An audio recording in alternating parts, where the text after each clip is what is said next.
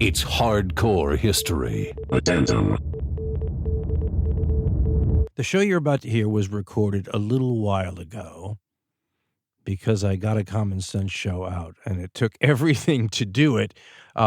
This got put on hold for a tad, and so you'll hear us refer to some events that are now in our past and whatnot, and me focusing inordinately on my major problem at hand, which was the Common Sense show. While I did this, it's not an interview, it's a discussion. I'm not the world's greatest interviewer, as many of you know. It's a weird thing to admit to oneself, though, when I've been doing it as long as I have.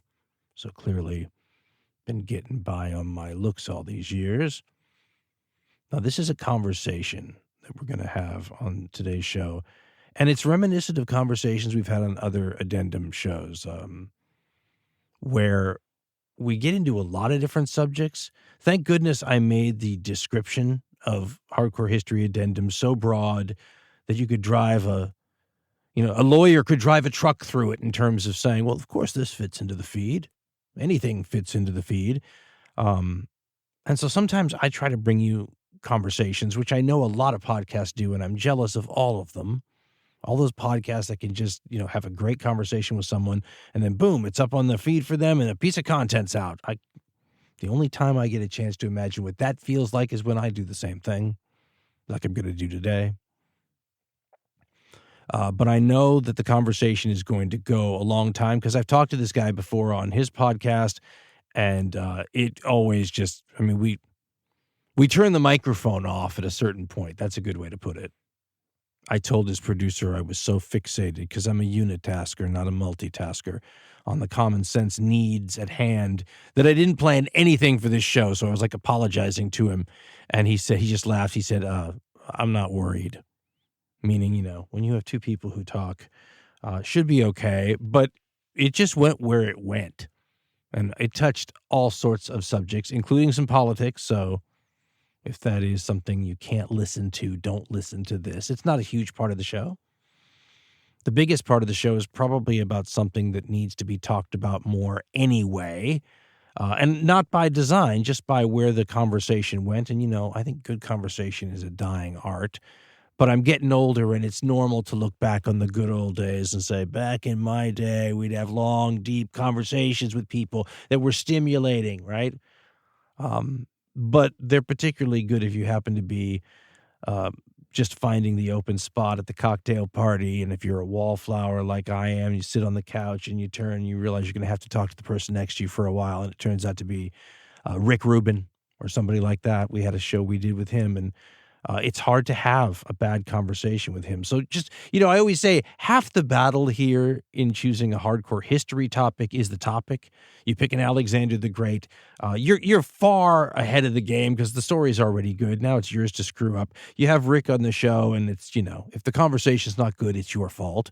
I feel like that about today's guest, who is so multi-talented. He's done so many different things. He's got a podcast called The Way I Heard It, and I was on that twice. And that's when I resolved, okay, well, I'd like my audience to hear a conversation between us two. And we focused, as I was about to say, before I was so rudely interrupted by myself and my own train of thought, we focused on what, for lack of a better term, you always hate when the communists take over a word or something, because then it acquires all sorts of aspects to it that you don't mean. But I mean the working class in this country, the people who, that Mike focuses on in his show Dirty Jobs, the people that make the country sort of operate, and the need that we have for those people. So one of the things Mike focuses on in every conversation I've had with him is how much society has more of a demand than we can supply right now in terms of people who do these things. And then the other side of that coin, which is, if anything, even more important, which is the number of people in this society that would benefit from going into this line of work and maybe don't know how much they'd benefit from it.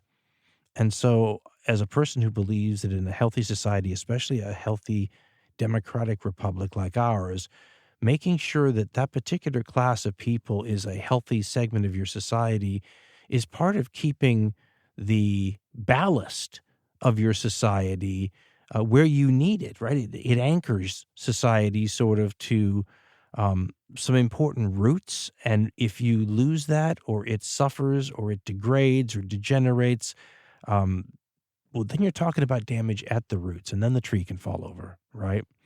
So you'll hear a lot of that in the show. And as I said, there'll be a little politics. There'll be some other things.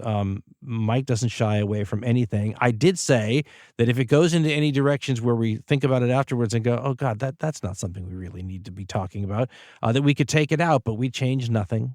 We did no editing on content at all. So this is as it appeared, and my goodness, at 2 hours and 22 minutes, you may have wished we took some stuff out.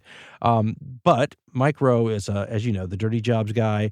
He's narrated about 100 million shows. He has one of those voices that if you're in a business, as I've been for a long time, where people notice voices specifically, he's got one of those voices where you just go, well, you know, what are you going to do? It's like watching an athlete run a 4.240 and just go, okay, he's born that way. What are you going to do? You can't. Most people can't run that no matter how hard they work. And Mike Rowe works really hard, but when you listen to that voice, you just go, okay, well, he's a really interesting guy with a ton of really interesting life experiences.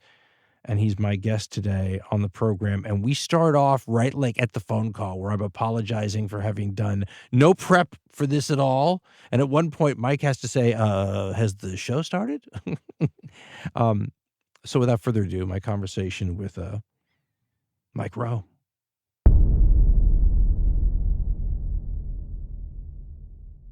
Hey, compadre, this looks weirdly familiar. It's all coming back to me. Dude, I've only been doing this for 35 years, so I just want to apologize for what today is like. I mean, I told Ben, I said, I'd like in a minor depression here because, you know, I don't know if you ever heard the Common Sense show, but our main concerns were like the Constitution, executive power, the growth in executive power, which of course has been going on for 250 years. I mean, there's nothing new about that. But I mean, all these things that we were so hyper-partisanism, all that stuff. And I feel like instead of like talking about the dangers of the future, it's like a history show now. I mean, I feel like we've reached critical mass on a number of issues we've been talking about since I was starting on the radio in 92. And I don't know how to roll with that, if that makes sense. Well, you've spent your whole life reflecting on events through the lens of time. And now time has caught up with us. It's been compressed. It's been compressed to a point where the rearview mirror is not actually where we left it. You know that what are the words? Objects in mirror may appear maybe closer than appear. Yeah, that's where we're living. Everything is close. Everything is. What was the movie? Everything all at once. Everything everywhere all at once. Yeah. Or the line from Mozart when he was asked how he hears the music, and he said, "I hear it gleich alles zusammen," at the same time all together. And that's kind of how this feels. And I didn't want to get into politics per se. I just, you know, there's a confluence of like, normally politics is like a segment of our society. And I feel like all of a sudden it's gotten woven through the fiber of any other subject we might talk about in a way that, like, if you wanted to, you know, back when we were kids, it was, you know, you don't talk about sex, religion, politics at the dinner table, those kind of things. And I just don't see, I feel like there's no escape, there's no place to hide anymore on this subject. And I don't know. And again, when all I've done forever is just be a loudmouth about it, it is so weird to feel like I don't know what to say. You know, are we in the show now? Should I be as interesting as I can? Listen, you know, your base level interesting is pretty good anyway, so not so worried about it. But yes, we're in the show because Ben will cut it up any way we want him to cut it. And look, if we go into some tangent or area afterwards, I will not hold it against you if you say, you know what, that's not the best thing to do. And I may do the same to you. I don't know yet what we're going to end up with. Like I said, it's 40 years, dude. I know what I'm doing here. Well, everything you said resonates, but let me just add one thing to it from my perspective. It's super weird for me because I'm actually a fan of your show. Your podcast was literally the first actual podcast I listened to from start to finish, maybe 10 years ago. And so I have not to suck up, but I really respect what you've done and what you've built, but I also respect your audience because I'm part of the audience, but I also know that in my world, I have an audience and I think I know who they are, and you have an audience and I think I might know who they are. I mean, I should because I'm I'm going a to part ask of you it. for some pointers afterwards, just so you know, because I have no idea who they are. Well, I'll tell you, it's a sucker's bet, man. Trying to figure out, like, on the one hand, it's so important to respect your audience and to understand them and to comprehend that on the most fundamental level, they are your boss. You are who, I mean, you work for them, right? But the moment, I believe, they sense you realize that, then all of a sudden, what are you doing now? Are you performing? Are you telling them what you think they want to hear? Yeah, is it audience capture? I, and that is such the right way to think about, I think, what's happening broadly in our country right now. The audience and the influencer have come together in such an odd melding. So too has the actual journalist with his or her audience, and our elected officials and our experts in virtually every field, because we all have the capability to broadcast right now. We all have the capability to develop our own audience. Our perspective in some way has become really oddly redefined. And like in real time, the president is going to speak tonight. He's going to address the Congress and the country, and the portent is going to be huge. But millions of people are going to listen to it, and then they're immediately going to go into influencer mode or in spreader mode. And that's different than audience mode. And so everything is always constantly shifting. And it's, if I were to try and land the plane with this point, it would just be to say that I've never felt such whipsaw going back and forth between a consumer of news, a quasi reporter of news, a fan of current events, a curious private citizen, a guy with a podcast, a guy with a TV show, a guy talking to you right now. And it's just a phenomenally odd time to be in our line of work.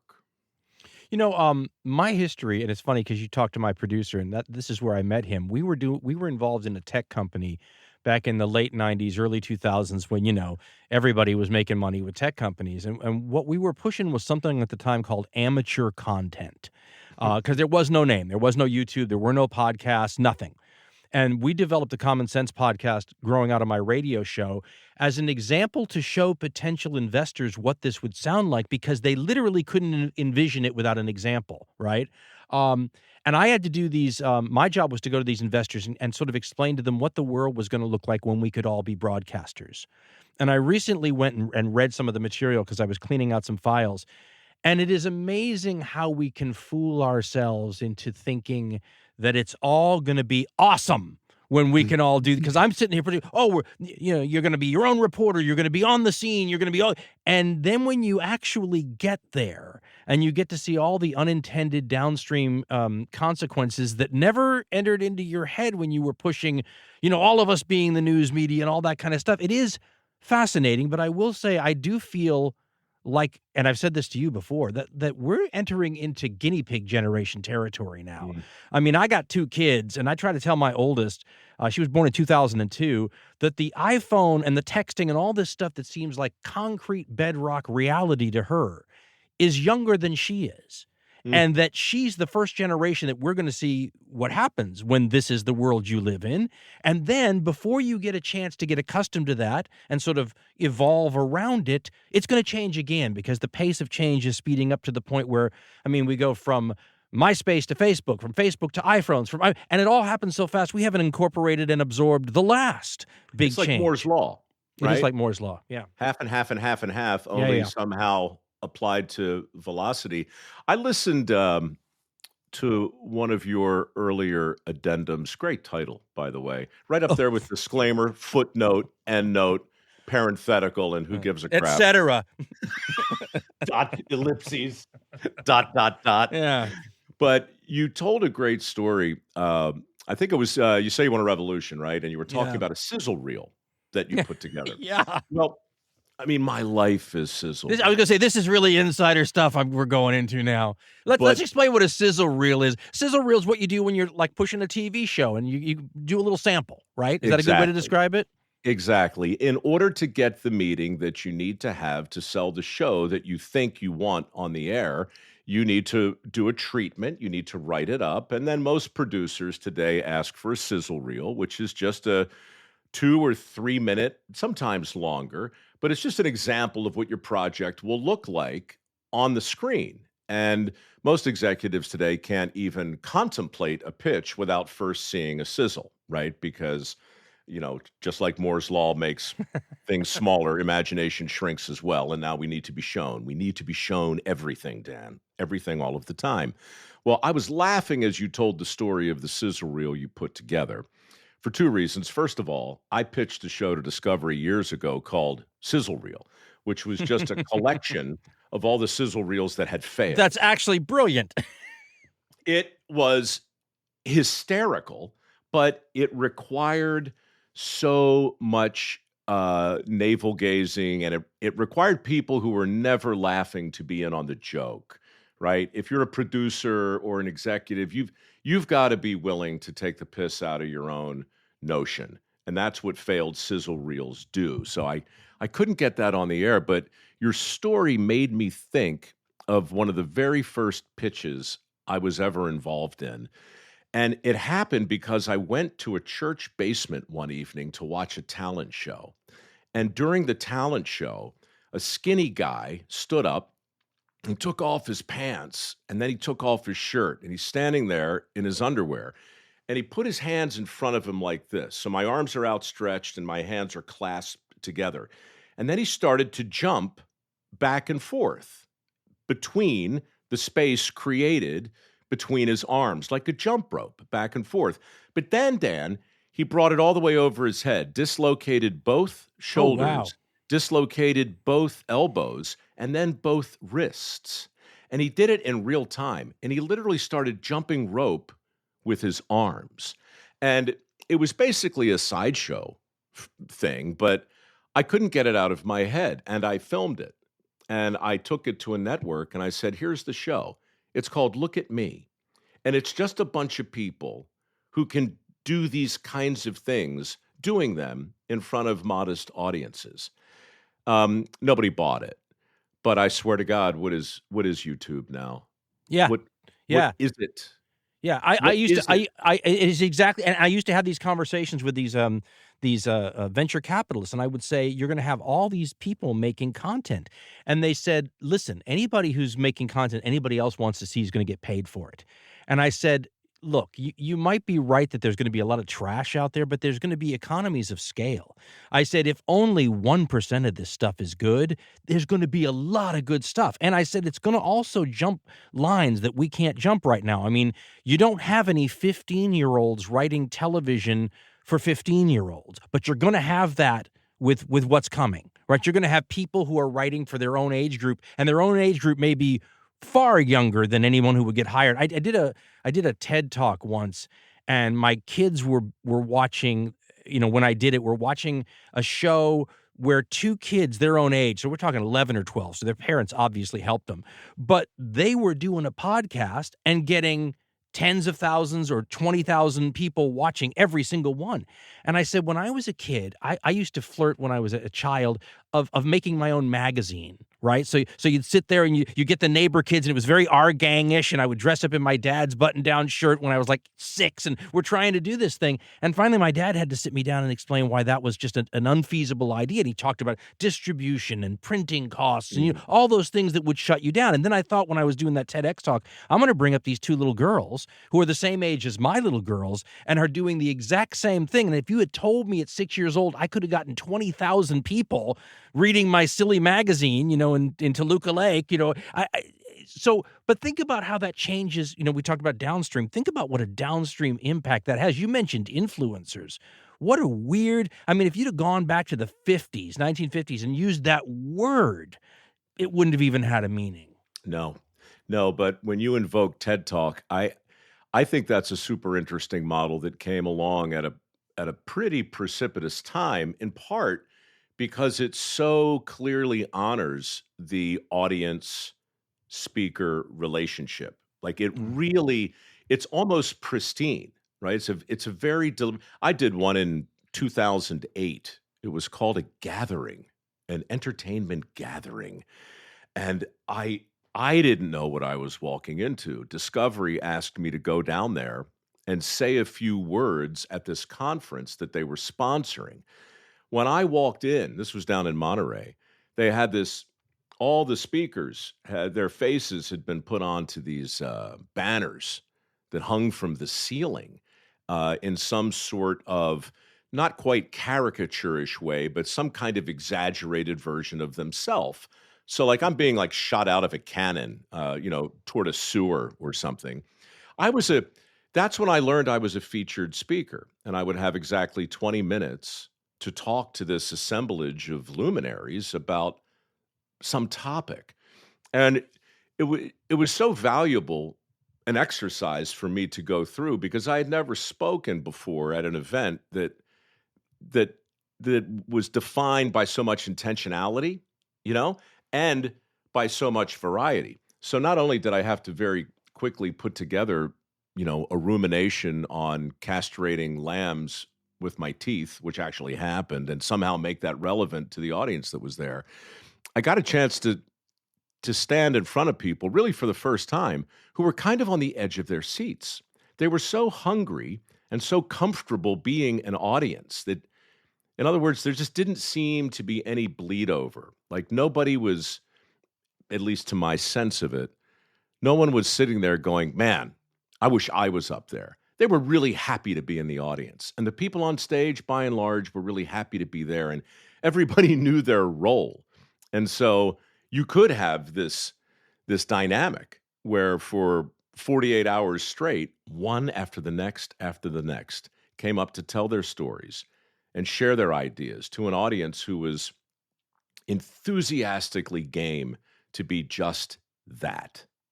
And I guess maybe a better way to make the point, I'm not supposed to talk about this, but I was invited once to speak at the Bohemian Grove. Are you familiar with this? I don't think so. We have a Bohemian thing here, but I doubt it's the same thing. What is Bohemian Grove? Well, the Bohemian Club is the oldest men's club in the world. Oh, And okay. All right. I didn't know that, actually.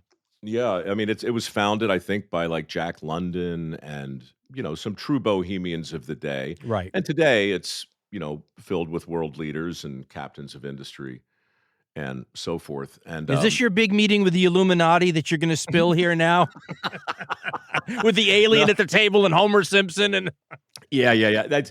It's that thing that's out there in the zeitgeist and all the Alex Jones stuff. And people have talked about it for years, but I won't get into the details. But I'll tell you something I saw that crystallizes this point perfectly. Every year, they put on a terrific play, the Grove play, and it involves a full orchestra with some first chair players and all the relative sections. It involves Broadway actors. It involves a real score and a real libretto and a real script. I mean, it's a full-on production, and it takes place up there in the woods. And the first time I saw one, I was so struck by what happened at the end of it. They burned the script, and I wasn't sure why or what I was looking at, but part of me was kind of appalled and part of me was excited. And the more I thought about it, the more I realized that, this will never happen again on the face of the earth. This performance was one it was a one-off. and done. And that's the opposite of Broadway. That's the opposite of podcasting. That's the opposite of look at me. That's the opposite of all of the things that seem to have real traction today. And what it does is it elevates the importance of the people in the audience because now they're the only ones walking around with a recollection of this singular event. Indulgent? Maybe. But if you're looking for ways to think differently about how to elevate your audience, how to magnify the experience, well, you start with scarcity, which would lead you to never, ever run it again. It's the opposite of syndication, Dan. It's the opposite of what success looks like in our business. But there's crossover. So let me ask you, did they film that TED Talk you did?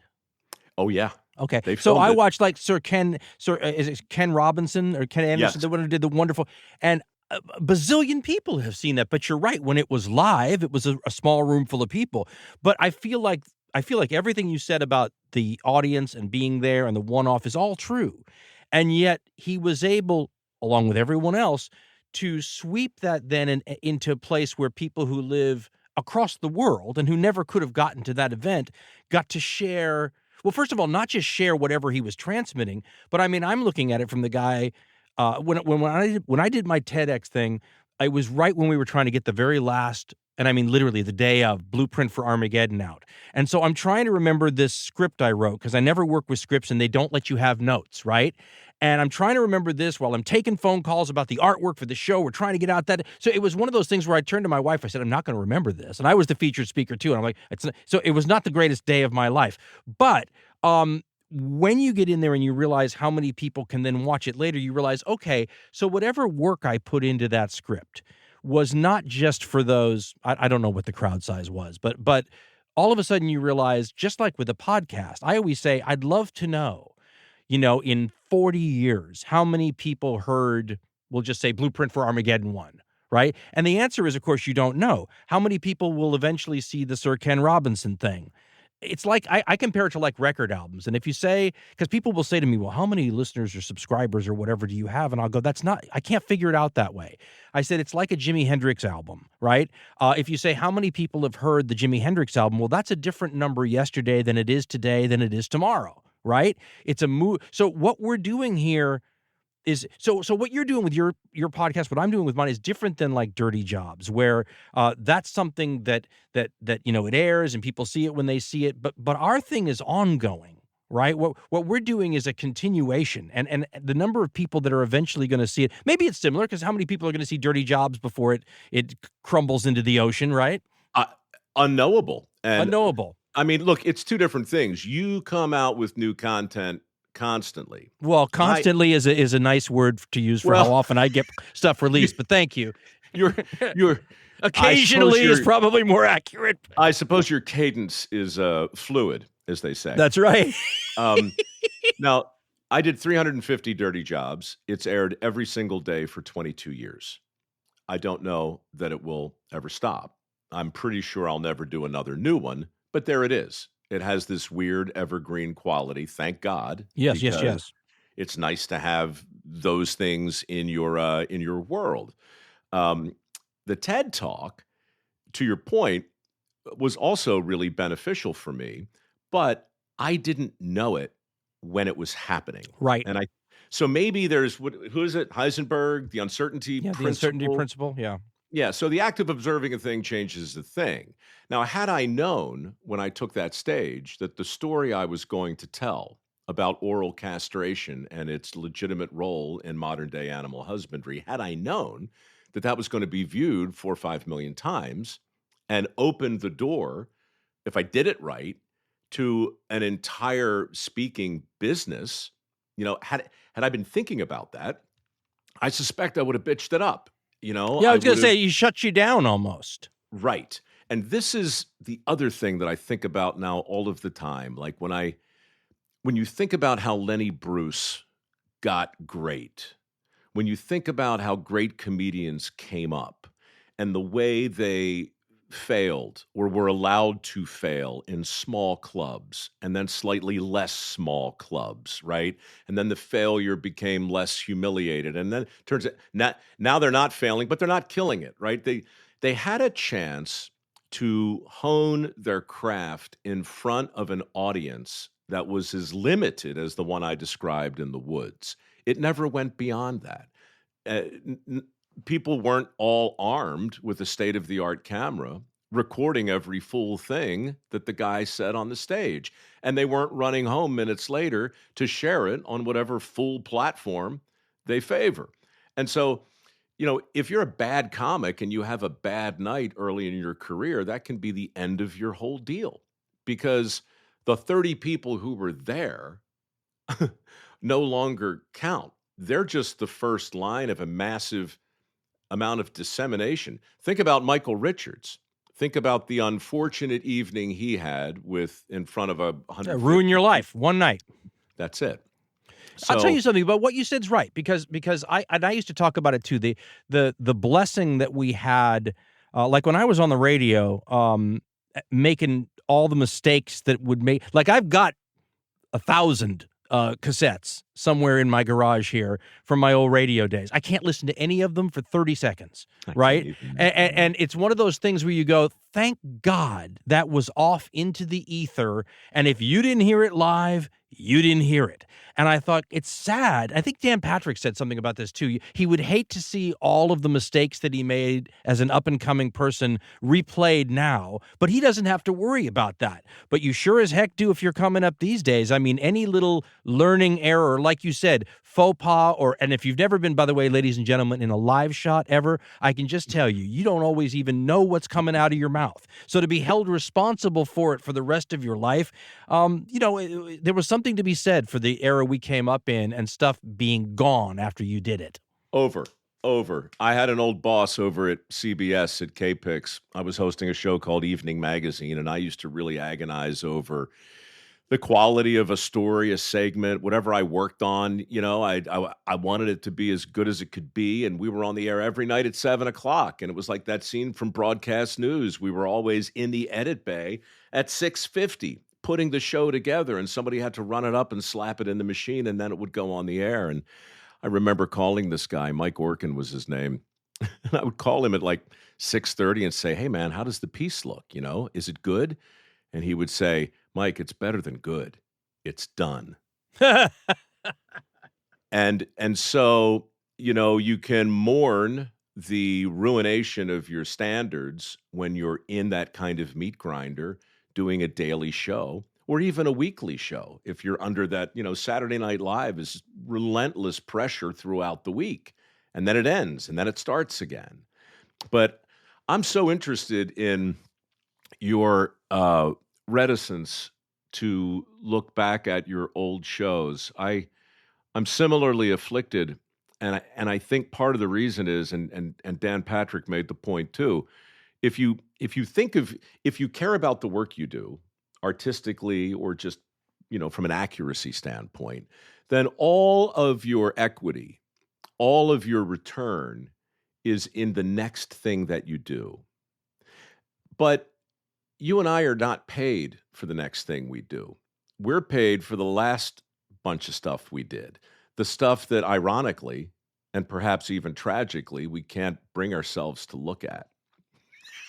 No, everybody always says, what's your favorite show that you've done? And I always say the next one, because I haven't screwed it up yet, But it is. I mean, a lot of painters and people like that. I'll tell you a story about my wife, just to get back to this idea of how we hold people responsible for things. But if you need to do a dirty jobs about what it's like to be a TV reporter sometime, because so she was a TV reporter. She was a radio reporter at this time, and she's off at one of the mass shootings that happened. And so she's on the scene. She was one of the first people there, and she's a young reporter at the time. It was certainly the biggest story she'd ever worked on. So because she's on the scene, we were CBS station, so she's feeding all the info from ground zero to CBS. And so they're using her information across the country. So they go to her live, and they're using her information for all the background. So they essentially read everything that's going on and then go to her live in the field. Well, she said, everything they read was what I just fed them. That was everything I was just going to say to them. So they just went to her live on all the stations around the country, and they just did her whole spiel as part of the introduction to her. So you're a 25-year-old reporter now, sitting there in the biggest story of your life with nothing to say. So what comes out of your mouth, And then are you held? Thank God it's not a Michael Richards situation or whatever the equivalent might be, right? I'll tell you, man, that is a crucible. And I suspect if she looks back on that, I mean, you're telling her story on her behalf because that moment is exactly what we're talking about. It's pregnant. It's filled with portent and consequence. And to make the same point in a more absurd way, I spent the first 3 years of my misspent career selling things on the QVC cable shopping channel in the middle of the night, where there was no 7-second delay. There was no delay of any kind and no script. And you sit there for 3 hours. The giant at a improv time. show. That's exactly what it is. If you can talk about the health team infrared pain reliever for 8 minutes or the Amcor negative ion generator and somehow keep it on its feet, then that's kind of it's not really, it wasn't on my wish list. It's not a thing to which I aspired. But once you exercise that muscle, you can find other things to apply it to, obviously. And boy, oh boy, I didn't talk about QVC for years. And then somebody started posting videos of me half asleep or, half in the bag in 1989. Stuff that you don't even remember. Yeah. No. And man, I don't know if there's a name for this. Like, you can Google me right now and see me selling something called a cat sack, which is just a grocery bag lined with Mylar that your cat crawls in and just loves the crinkling sound so much that you'll pay $29.95 for it. Now, this happened in 1990. I know it happened because I can Google it, and I can see myself sitting there, clear as day, more hair, better looking, but, there I am selling a cat sack. Dan, I have no memory of it. There's if somebody had pulled me aside absent that video, I would have said, look, I don't think that happened. That product sounds so completely insane and unbelievable. No. But then, what's the name for the feeling when you see yourself doing something on a screen and you can't deny it's you, and yet you have zero memory of it happening? Well, that'd be a good word for that. Absolutely. Well, and I hear it on radio. Like, people will say, or people will bring up something I said 15 years ago, in a political sense. And I'll be like, well, I'm sure I had some context when I said that. I just don't remember what the context is. Right. But Sounds again, like something I might have said. Yeah, but people don't. So back in the old days, before YouTube and before we were all broadcasters, this was something that would only be understood by people who had done the job. That's why I had suggested maybe show what this is like for people, especially when you're beneath the 60 Minutes level, right? When a lot of people are carrying their own cameras these days and shooting their own stand-ups, right? But I mean, now that we're all in that position, if you're doing the influencer thing or whatever you want to call it, everybody gets a chance to feel like what that might be. And especially if they're doing, this is why I'm so happy to not be doing anything live anymore, because you feel like you could at least listen to it and go, what the hell was I talking about there? Or whatever it might be, right? I mean, like even this, I'm enjoying this conversation. I don't know what the hell it is, but I'm enjoying the heck out of it. I hope the audience likes it too. We haven't talked about history, but I don't know. I mean, you do a history show. We should pivot here. You do a show where you talk about history, and you talked about history, and you do a Charles Osgood. Who was it? Paul Harvey. Paul Harvey. I don't know why his name escaped me because we used to listen to him every day. He and Charles Osgood had like the dueling shows. But you've brought that back from the dead, and I always say that what we do with Hardcore History, people think it's a new thing. It's not a new thing. It's an old thing. It's the theater of the mind from radio brought back. But you're doing the Osgood and the Paul Harvey thing. Once they're good ideas for a reason, right? Well, there are no new ideas. At least I haven't seen one. I've seen a lot of variations on a lot of themes, but I think the first time you and I spoke, I told you that I see you as a denizen of the deep end of the pool. I live in the shallow end of the pool. The first podcast I ever listened to was Blueprint for Armageddon. Oh, wow. It was 3.5 hours long. I loved it. I had to listen to it at 2-speed because, who's got that kind of time? Absolutely. But I loved it, man. I loved it. And I was also, I was equal parts impressed and intimidated, because I knew I didn't have the time or the facility to do a 3.5 hour show. So I did an 8-minute show. a 6-minute show. I called it Brief Mysteries for the Curious Mind with a Short Attention Span. I shamelessly stole Paul Harvey's idea. I did channel Charles Kuralt, a little bit of Osgood, a little bit of Studs Terkel, a little bit of George Plimpton. My whole I like career. George Plimpton a lot, but he deserves more attention than he's had. He really does. He was the first guy before the expression embedded reporter became colloquialized. He really wouldn't write about something until he had experienced it, whether it was Paper Lion. Yeah, or but getting in Paper the Lion, boxing now you ring. talk about a dirty job, baby. Oh, my God. I mean, and back in that era, so for the people who don't know, Plimpton wrote a book. He used to write books about jobs, but he would, like you said, he would do the job.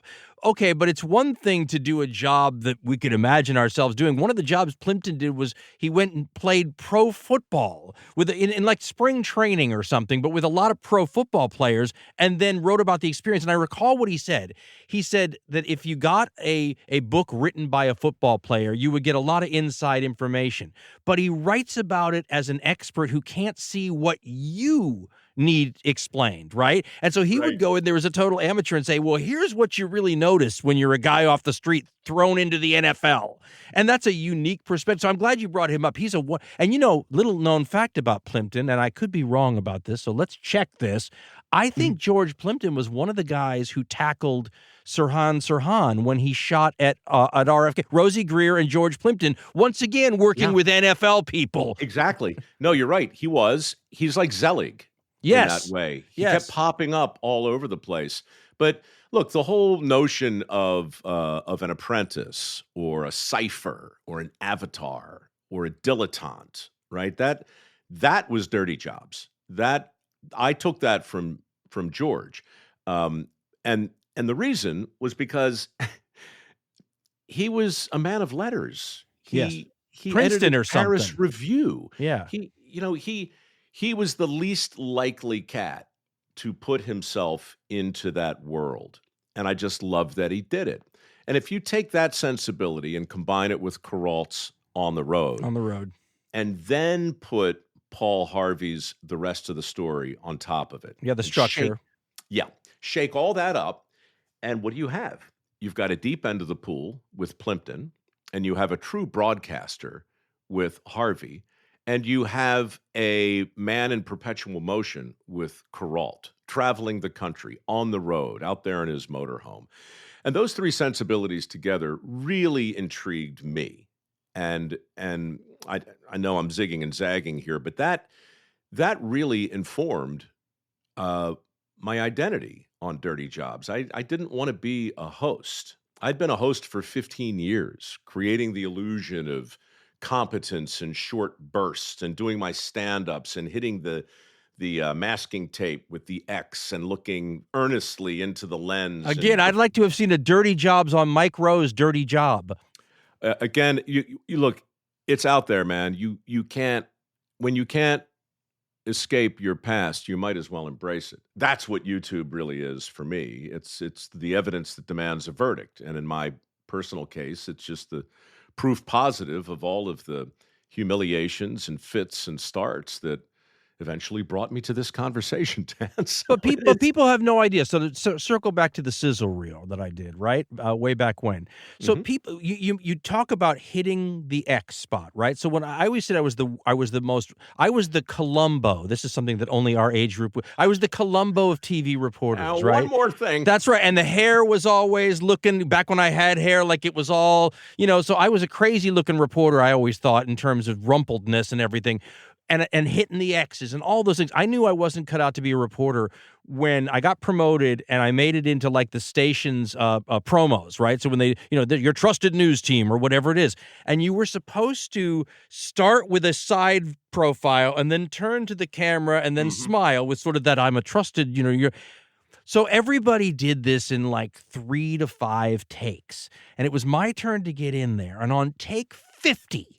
The cameraman, who was a friend of mine, said, dude, he said, this is not going to work, and you know it. And that's when I knew, because it's like you said, the hitting of the X, right? So on the sizzle reel I was doing, that's what the whole thing was. Like, what am I doing with my hands? What's going on here? Or like they took, after a while, we're on like take 25 or something. They bring in a wardrobe person, and again, you'll probably know this.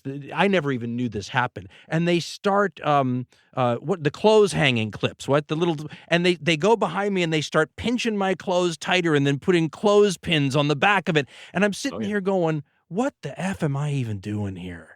Yeah. You know, I mean, and for people who are like this dirty jobs idea, I understand that getting into a sewer is awful, and castrating sheep with your mouth is. I'm still trying to get over the damage you've done to me with that mental image, but there is something about the. I don't want to call it the fakeness. I want to call it the sausage making of doing news and reporting and everything else, because there's something I think that would actually help the news audience to see more of how that sausage is made. Could I permission to rant on that for a moment? Yeah, but I want, we should get into all the crap that I'm going to take crap for and you're going to take crap for. Okay, after good. But go ahead. Please rant away. Well, look, I mean, it is adjacent to history. It's the history of broadcasting, which is, in a way, the history of authenticity and authority. And these things are always in flux, in my view. And the time you were describing, when the clothespins were making your wardrobe look just so, and the director had you in the right light, and you were giving the blue steel look to the camera. Yeah. Green screen behind me. Yep. That was a time when the protocols were universally accepted, and we all knew what trust looked like: live, local, late breaking. Yeah. And then the trusted face comes in and embarks upon one of the greatest contrivances ever created, which is the singular reliance upon the teleprompter. And in those days, you never saw the wide shot of the studio. You never saw the teleprompter. All you saw was a performance that I think is right on par with any Academy Award nominee. Not necessarily in execution, but in pretense. Every single thing about the newscaster is rooted in a lie. The makeup, the lights, the crisp, well-modulated baritone, the music that ramps you into the event, but most of all, the teleprompter. This notion of a guy staring earnestly into the lens for the express purpose of making you believe he's not reading begins to read. The whole thing is a construct. And the only political guy I've ever invited on my podcast was Vivek Ramaswamy. And the reason I invited him on is because I heard him say somewhere, if elected, I will never give a speech with a teleprompter. And I thought that was a bold claim. And I wanted to talk to him about why. And what ensued was a conversation around this incredible shift that happened not just in journalism, but in all of broadcast, where we transitioned from the age of authority, where we as the audience would actually accept all of that bullshit, right? We would sit there and we knew we were being sold a bill of goods by people who were reading somebody else's words. But we stuck with it, and we stuck with it right up until we didn't. And the speed with which we left the age of authority and entered the age of authenticity is not something I would ever take credit for, but I was there. And, Dirty Jobs, we didn't do a second take. We didn't cast anybody. You didn't do a second take, really? No, That's wild. Only if I was doing stand-ups and like a look-back special.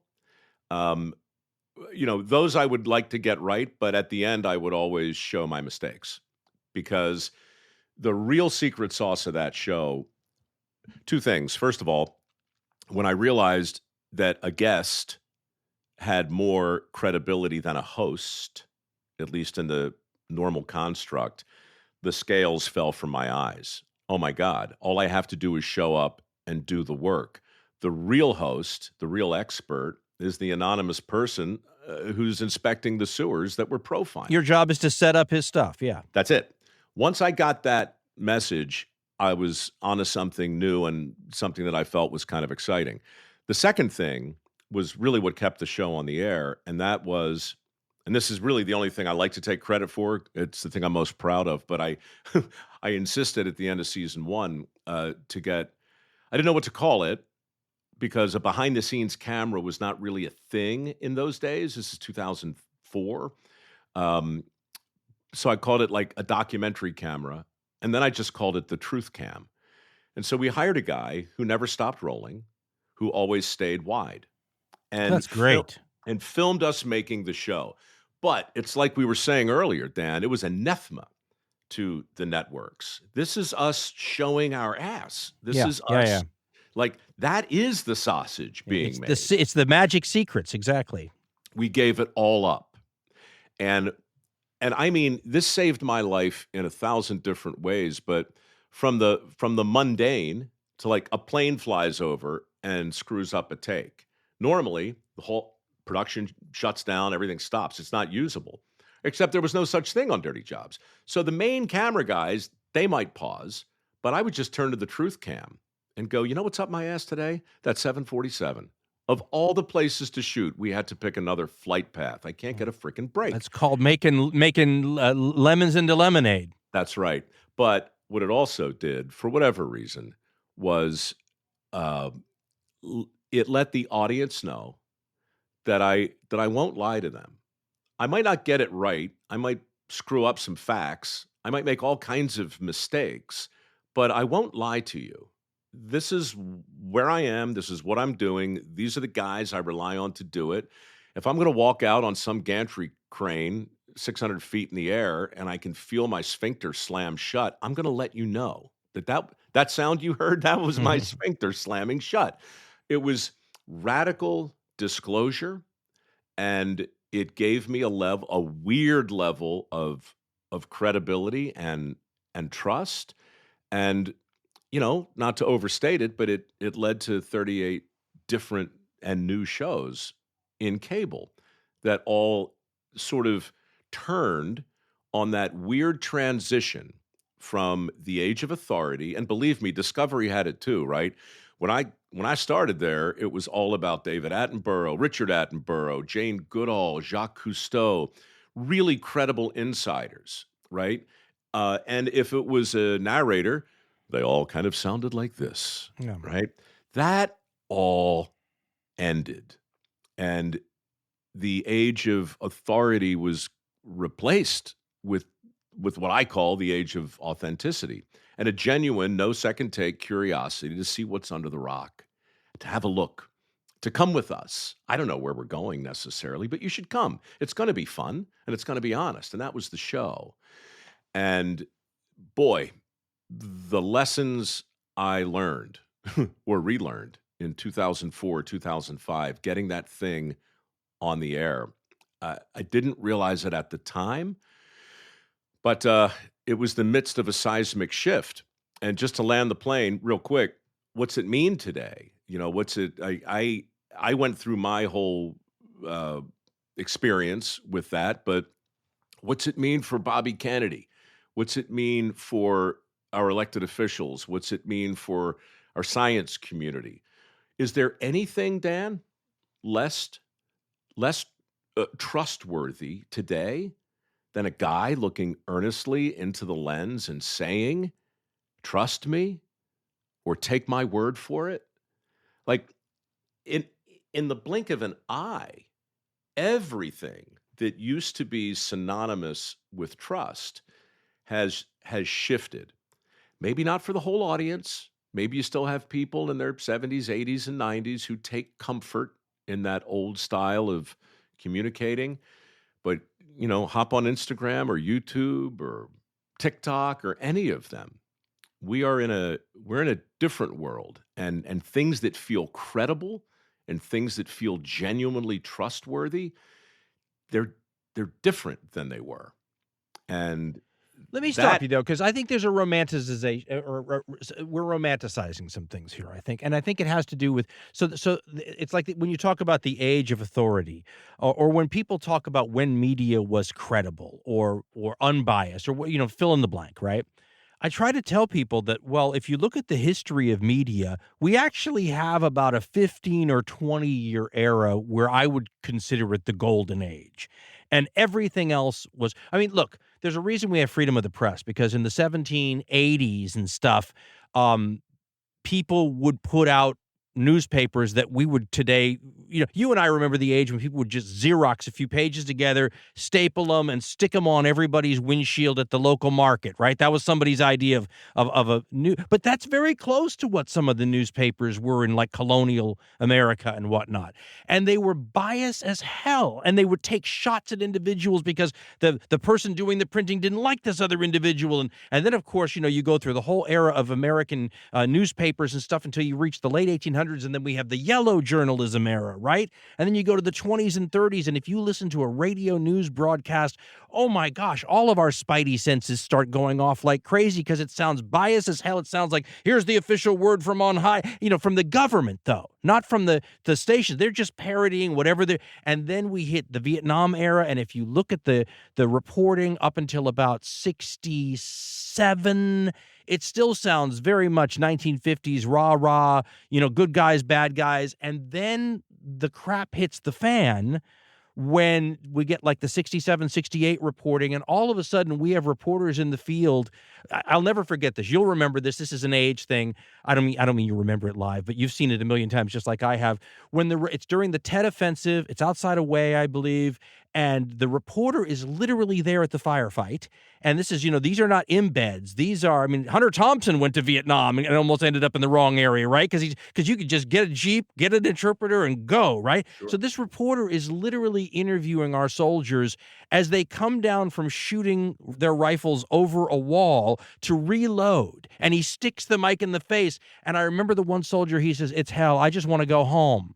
Okay, well, that's where you get your war lost in the American living room idea, right? That's right. When we started embedding reporters. That's when, during the Reagan administration, during Grenada and stuff, they started all these new rules about how, because the idea was we're going to manage this because we used to manage it and it went better, but letting these people go rogue. And then, of course, that was when there was, if you're looking at CBS, NBC, ABC, that's when there was a bit of unanimity in the way they were covering things.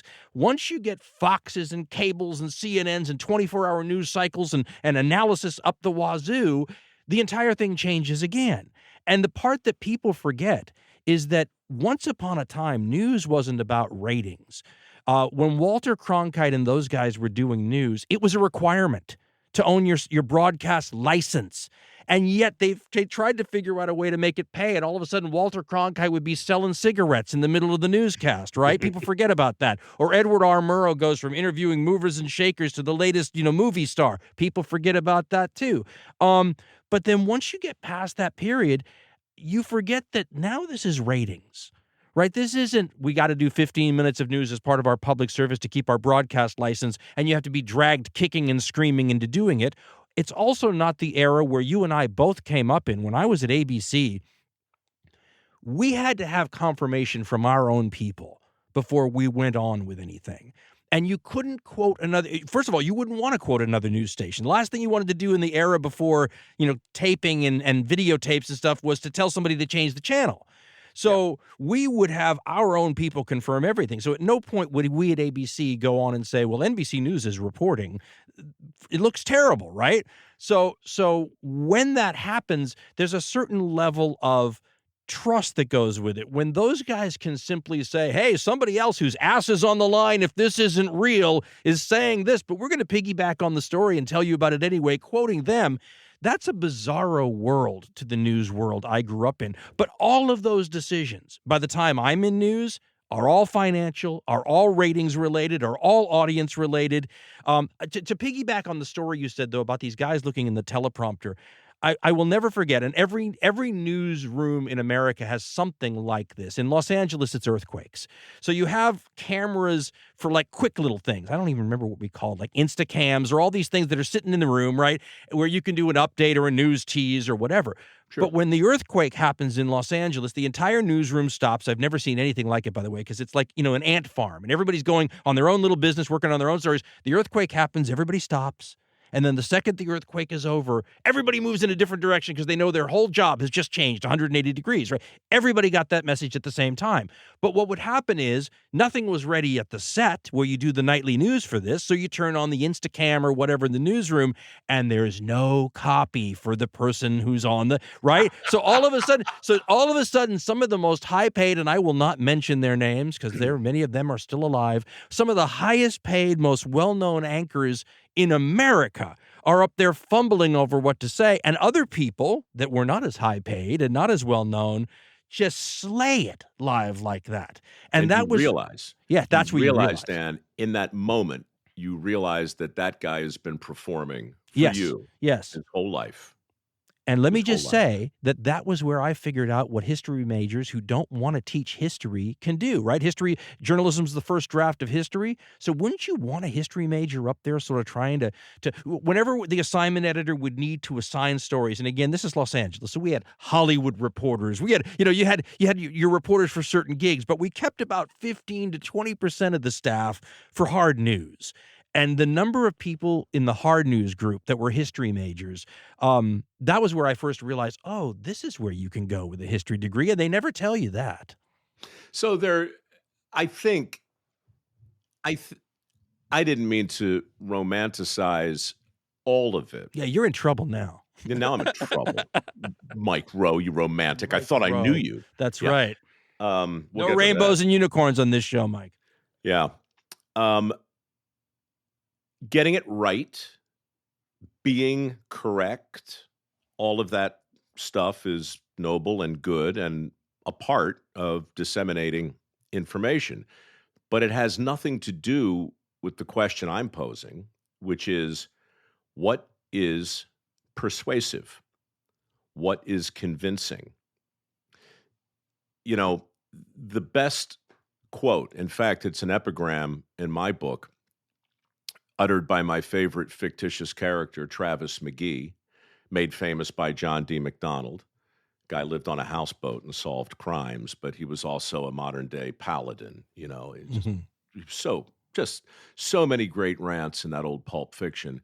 But there's one paragraph in particular where he goes down the laundry list of all of the things that make him queasy, uneasy, and wary. And he talks about servo mechanisms, right? This is like 1969, and he's got servo mechanism. What does that mean? Well, for about a year, a servo mechanism was just another word for a rudimentary computer or some kind of machine that would help process your social security number and your bank accounts, etc. McGee always talked about this world of, the encroaching intelligence and robotics and servo mechanisms and all these things that made him uncomfortable. It's a really fun list, but it concludes with, but most of all, I am wary of all earnestness. There's something that appeals to me about that, but I don't know what that says about me. Well, what I would say is that you and I are of a very similar age, and we've come through a similar crucible, not the same thing, but earnestness and sincerity have absolutely nothing to do with truth and accuracy. Zero. And yet, if you're in the truth and accuracy business, either as a well-respected podcaster with a penchant for history who wants to get it right, you still need to think about how to present. What is persuasive? What is convincing? You can't ignore those things. Otherwise, you'll be right and accurate with no audience. But conversely, you can also over-focus on what is persuasive. And if the answer is, as it was for many decades, earnestness, then, well, it's no coincidence that Walter Cronkite and Eric Sevareid employed the same kind of earnestness as the spokesman of the day, who was simply hired to talk about Timex. In fact, I think Sevareid talked about Timex as well as gave the news. But it was always the same way, Dan, right? It was a furrowed brow and a thoughtful look into the lens, and then a careful explanation. That's all just performance. It has nothing to do with whether you're lying or whether you're misinformed or whether you're spot on. So earnestness for its own sake is a thing to be wary of, in McGee's view and in mine. And I think, look, not to drag you brutally into the present, because I know you're bedeviled right now by I am. I'm current totally events. bedeviled right now. Yeah. I know, and we got to talk about that, man. Yeah, we do. Because look, You have to help me. I don't know that I can help you, but I can sure as hell commiserate. Why? I mean, I don't know when this airs, but I know Me there either. has. I'm Okay, hoping it does air. we should do it live. Can't you just flick a switch and do it live? Oh, so you want your Michael Richards moment. I want your Michael Richards moment. That's what I'm afraid of. I've had mine. I've had so many of those moments. Oh, But God, look, man. what was it about Trump and Zelensky that ultimately, never mind the geopolitical fallout, never mind all of the, like the specifics that were said, what is it about that moment that so completely transfixed the country? I would suggest, in part, a complete absence of prompters, a complete absence of decorum and predictable interactions. It all went out the window. And so for a country who claims to be starved for transparency, who values it, who wants to see the sausage being made, for a country who is desperate for the truth cam, as I was in a sewer 20 years ago on Dirty Jobs, well, guess what, man? We just got it. We just got the truth cam. And now a lot of people on both sides of the aisle are spending a lot of bandwidth trying to separate the signal from the noise. And what really happened there? What was it about that moment that was so galvanizing? And I've still read accounts of people saying, no, the whole thing was staged. The whole thing was a ramp up. Everything was carefully orchestrated. I don't know. I watched all 50 minutes of that thing. I don't think it was. I think something odd and scary and human and common happened in an uncommon place. And I think we all got to see it. And now we're all walking around trying to figure out what the rules are, maybe? I got a different take on that. First of all, did Trump really say this is going to be great television? Oh, yeah. Okay, so right there is part of the problem to me. Because we talked about authenticity or seeing the sausage made. If you're able to be outside yourself enough at that moment, right? We've talked about the live shot and how you don't even know what you're saying. But if you can be outside yourself to the degree where you're realizing, holy hell, this will be great television. Right there, in my mind, you're not thinking about this correctly. We have to remember you're sitting across from a guy who's, you just have to think about the stakes from his point of view. The death, destruction, everything, right? Survival, the whole thing. I don't even care about Zelensky as an individual. Look at what that country's been through, right?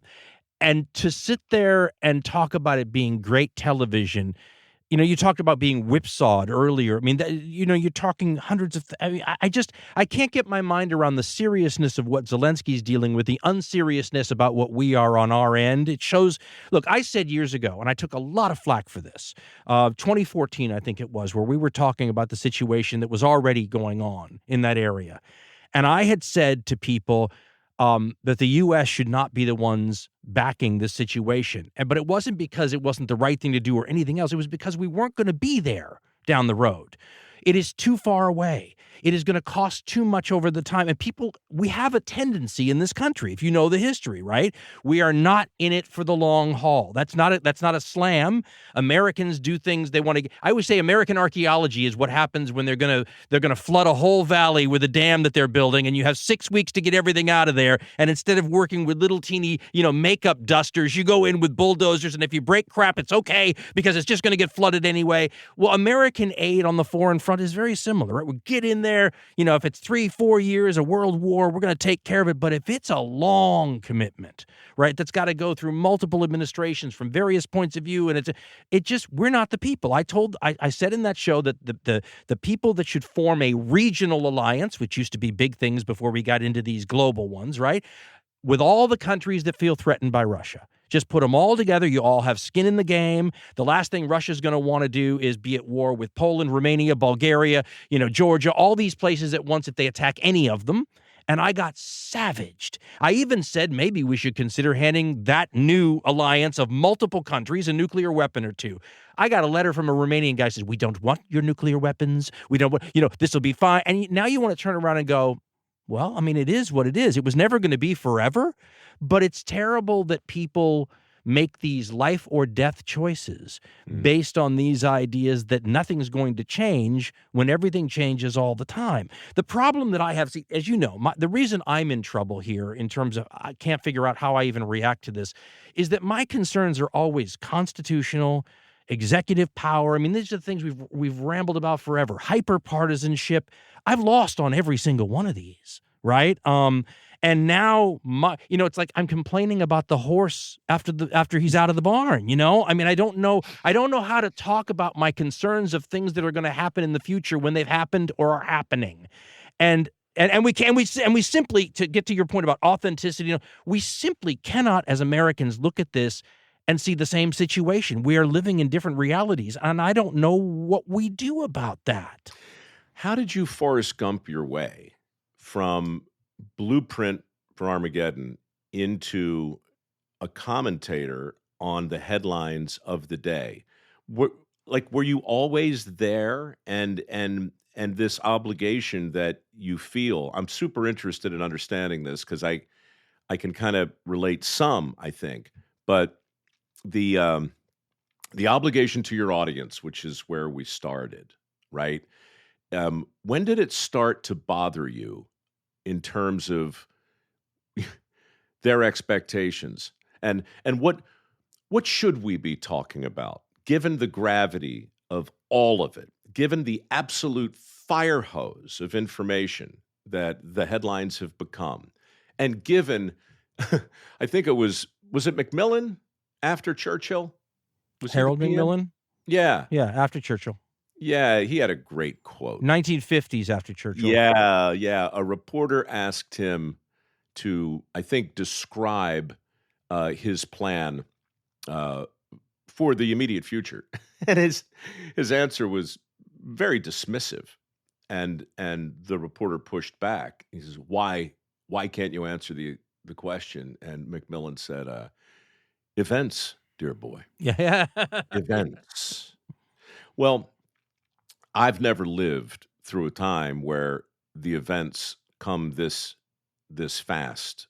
And I'm not saying anything new. I'm sure everybody in your audience is either no kidding, Mike, or maybe they're just nodding in quiet agreement because they like me. Maybe. I don't know. It's so hard to know if anybody likes me anymore. I know. I feel the same way.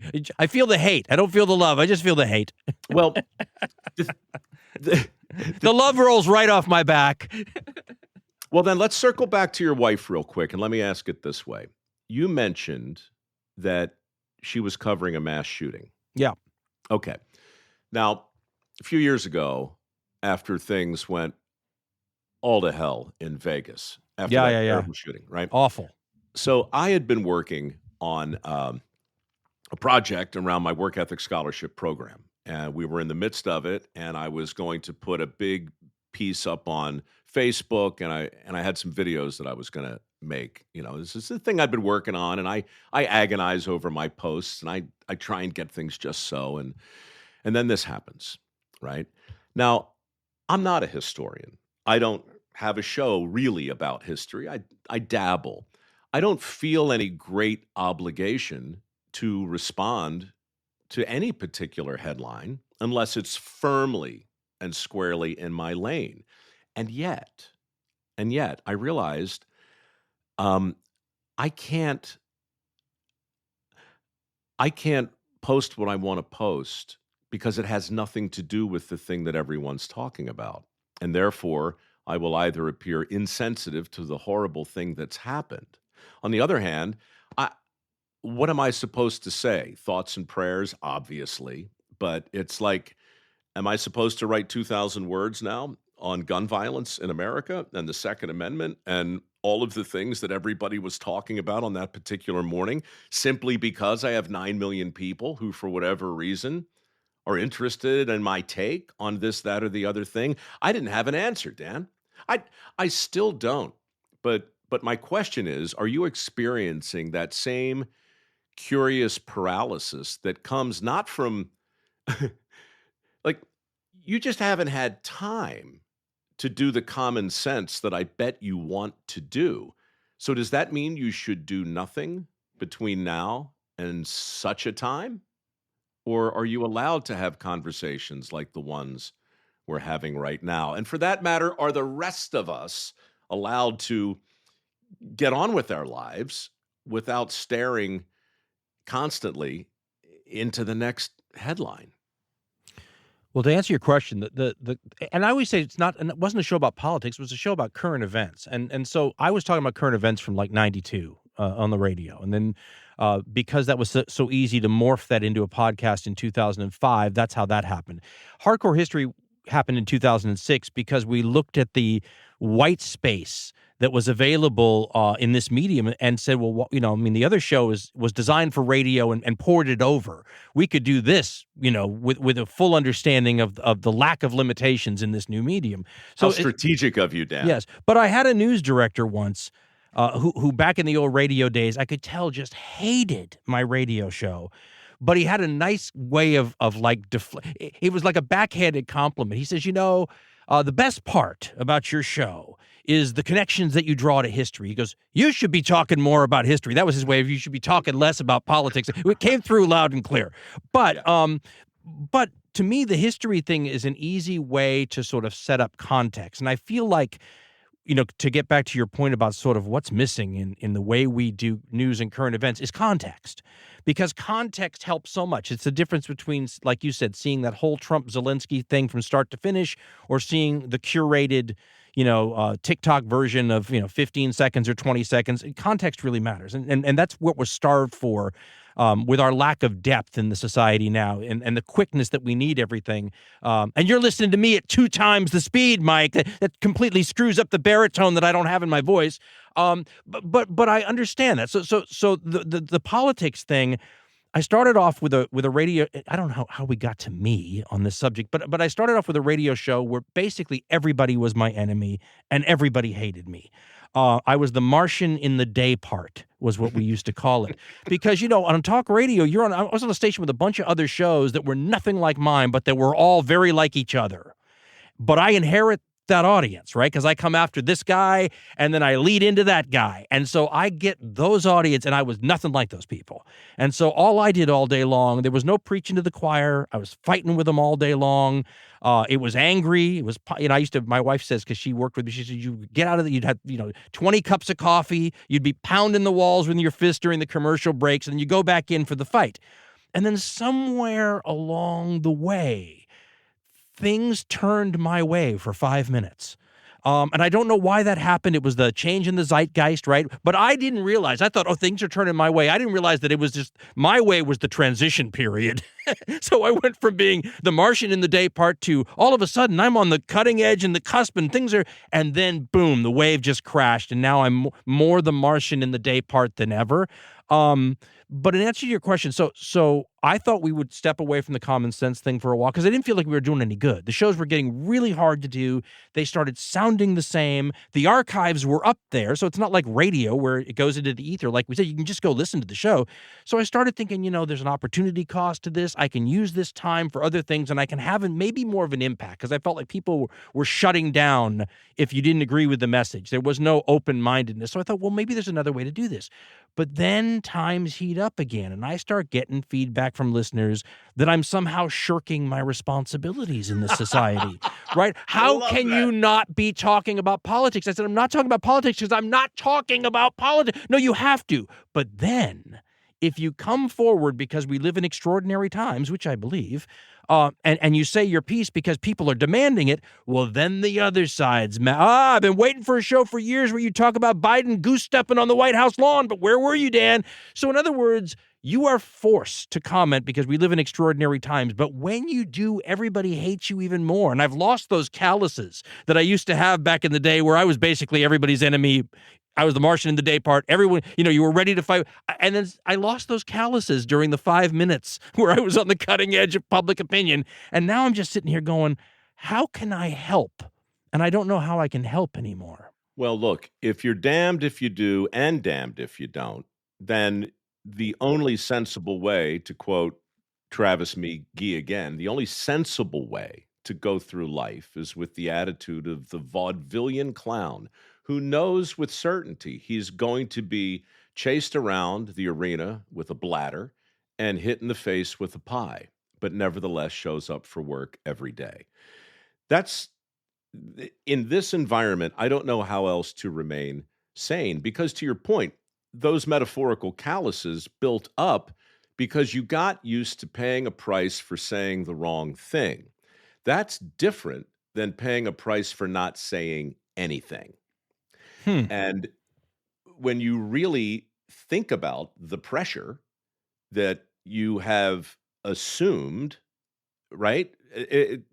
Careful, you're going to put yourself into some kind of a box or into some kind of a corner. I know that I did.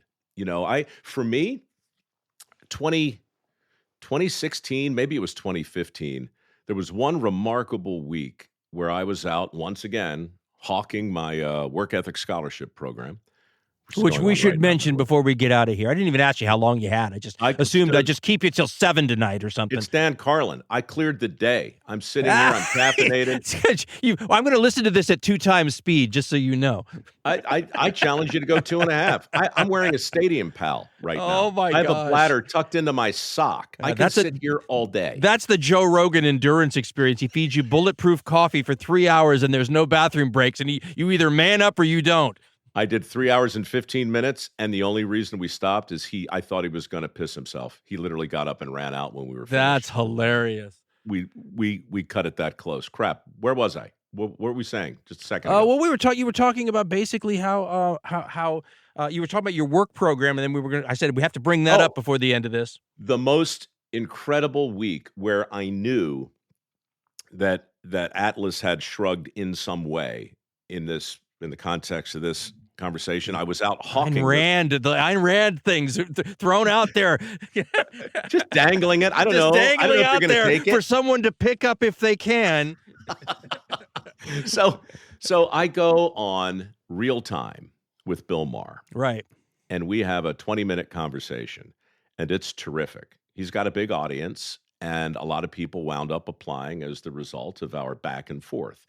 I also heard from, I don't know, maybe 100,000 friends of mine who are right of center on the interwebs who expressed not just their disappointment, but they were shocked, Dan. Shocked, I tell you, and appalled. How could you sit next to that communist? How could you go there and talk to Bill Maher? It's Bill Maher, Mike. What were you thinking?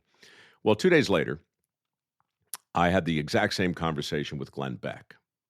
Exact same back and forth. And I'm still committed to staying in my lane. I don't show my slip much, really, but same conversation, Glenn Beck, same exact response from my buddies on the left, who are more numerous, if I'm being honest. And they left me in droves. I lost, 500,000 people. Wow. On Facebook.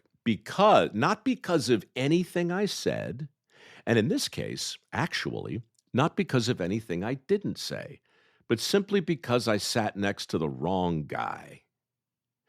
And when I realized what the consequences of proximity were in 2016, I'm trying to give away a couple $1 million in scholarships, and I got crushed for having a conversation that I know my detractors like. I just got crushed because I had it with the wrong guy. And now this is common. I'm not saying anything new now, but 9 years ago, that was an eye-opener for me. That's when I thought, we are entering a new rule, new rule. Wasn't quite sure what the rule was, but I knew it had real consequences, and it had nothing to do with anything I said or anything I didn't. Okay, I'm going to ask permission to ambush you here. You can't ambush me. I've Okay. lived my entire life in a state of perpetual. I am waiting. I'm Okay. constantly waiting for death from above, or a rustling sound in the brush to reveal its venom. So whatever you got. Bring it. Okay, CPAC. Let's talk Mm. about that. So you speak there. Isn't that the same event where Bannon did his? I call it the Romulan salute because I don't know what it is. Dude, So I just figure I give them all the benefit of the doubt. I thought you Space said- Force salute. I thought you said CPAP, and I'm like, Oh yeah, well I don't use that. No, I not yet anyway. I'm still sleeping through the but night. so help me. So what I want to do here is look. You and I are not close friends, but we're friends, and the guy I know is a really decent guy. So sometimes I'll read these things that you're criticized for, and I'll go, I'm not so sure there's much context in this compared to what I'm seeing live. But let's ask this. But it's like you would say. So if you're talking to your left of center friends and they're angry you're talking to Glenn Beck, then what do they say when you go to the? And I realize you were talking about shovels and jobs and blue collar and all that stuff. But they'll say you're taking funding from these people. You're speaking to these people. So what do we say? How do we address this when you're ambushed by Dan on this subject? What's the right answer? Well, Rostand did it pretty well with Cyrano, right? What would you have me do? Seek out some wealthy patron and crawl like a clinging vine up the lordly tree, rising by deceit and trickery instead of my own strength? No, thank you, right? I run a foundation. I have appeared probably in the aggregate more often on CNN, MSNBC, PBS, and NPR than I have on Fox. I had a show on CNN in prime time. I had a show on Fox Business in prime time. My foundation is supported by some liberal entities, but the bulk of it comes from people like Charles Koch.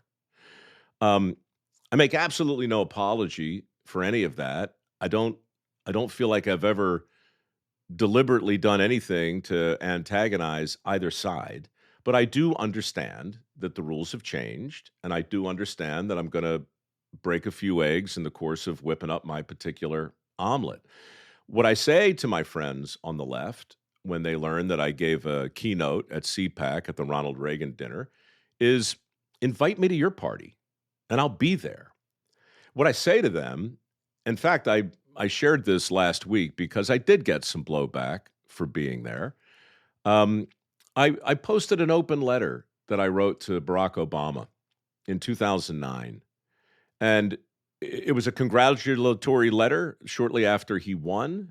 And I said, look, I've read your Highway Infrastructure Act, and I see that you're pledging to create 3 million shovel-ready jobs. And I'm rooting for you. But take this for what it's worth. I've started a modest PR campaign to try and make a more persuasive case for the 2.3 million open positions that actually existed in 2009, even with 11 million unemployed. And I said, a lot of those jobs that are open right now require the willingness to pick up a shovel. And employers are having a terrible time recruiting for all sorts of reasons, but many of those reasons are not the ones you think. The trades have been bedeviled for years by stigmas and stereotypes and myths and misperceptions that have dissuaded a whole generation from giving them an honest look. I believe that happened in the 80s and 90s when we pulled shop class out of high school, and I think the chickens really came home to roost back in 2009. So my letter to Obama simply said, look, I'm at your disposal.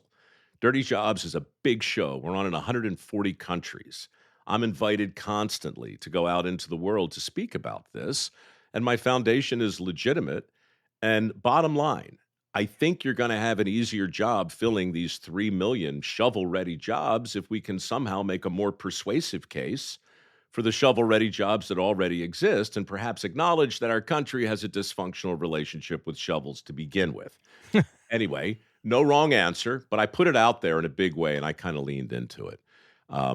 And I didn't really expect him to call me back I'm famous at that point for crawling through sewers, and I guess maybe it was a little douchey to make that public, but I wanted to call some attention to my foundation, and I truly did and do believe that this was a fundamental oversight. Creating jobs is different than creating enthusiasm. The skill gap is different than the will gap. And I made all of these points in my letter. And the reason I went to CPAC, to answer your question, is that here we are 16 years later, and we have a president who is promising to reinvigorate American manufacturing. And you know something? I'm pulling for him. I want to see more reshoring. I want to see more factories come back to this country. I would like to see all of that happen. But I'm going to the BLS website and looking at the same numbers that your listeners can see.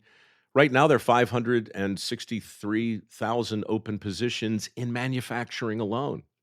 There's 7.6 million open jobs, most of which don't require a 4-year degree. There's 7.2 million able-bodied men who are not only not in the workforce, they've affirmatively punched out. They're not looking for work. The will gap is real. It doesn't need to be a big political retrospective on greedy, rapacious capitalists versus the lazy fault in our stars. It doesn't have to be that. But we can't ignore the fact that over 500,000 jobs are currently open in the very sector that he wants to reinvigorate by creating a couple million new jobs. If we don't have an honest conversation about the workforce and the incredible out of balanced nature in between these, I mean, I don't think it's accurate to describe blue versus white collar anymore. I think we're past the color of collars, frankly. Yeah.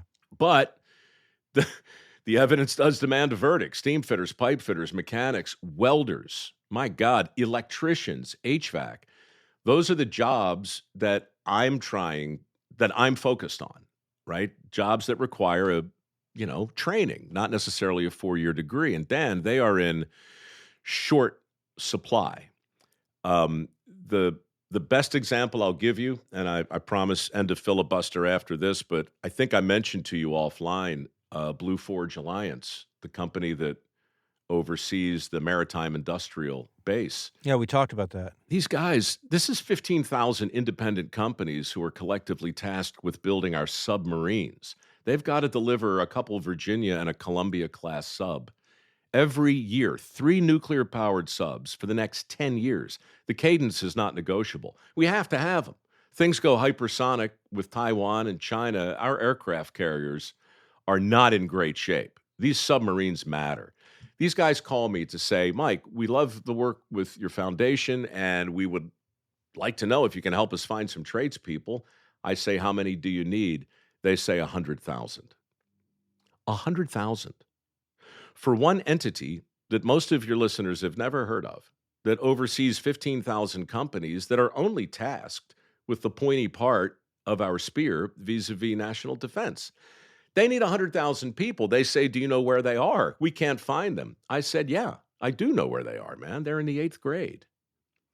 And I think the reason you can justify to your listeners why we spent 20 minutes talking about what's persuasive, what's convincing to this generation is because that's precisely what I said at CPAC.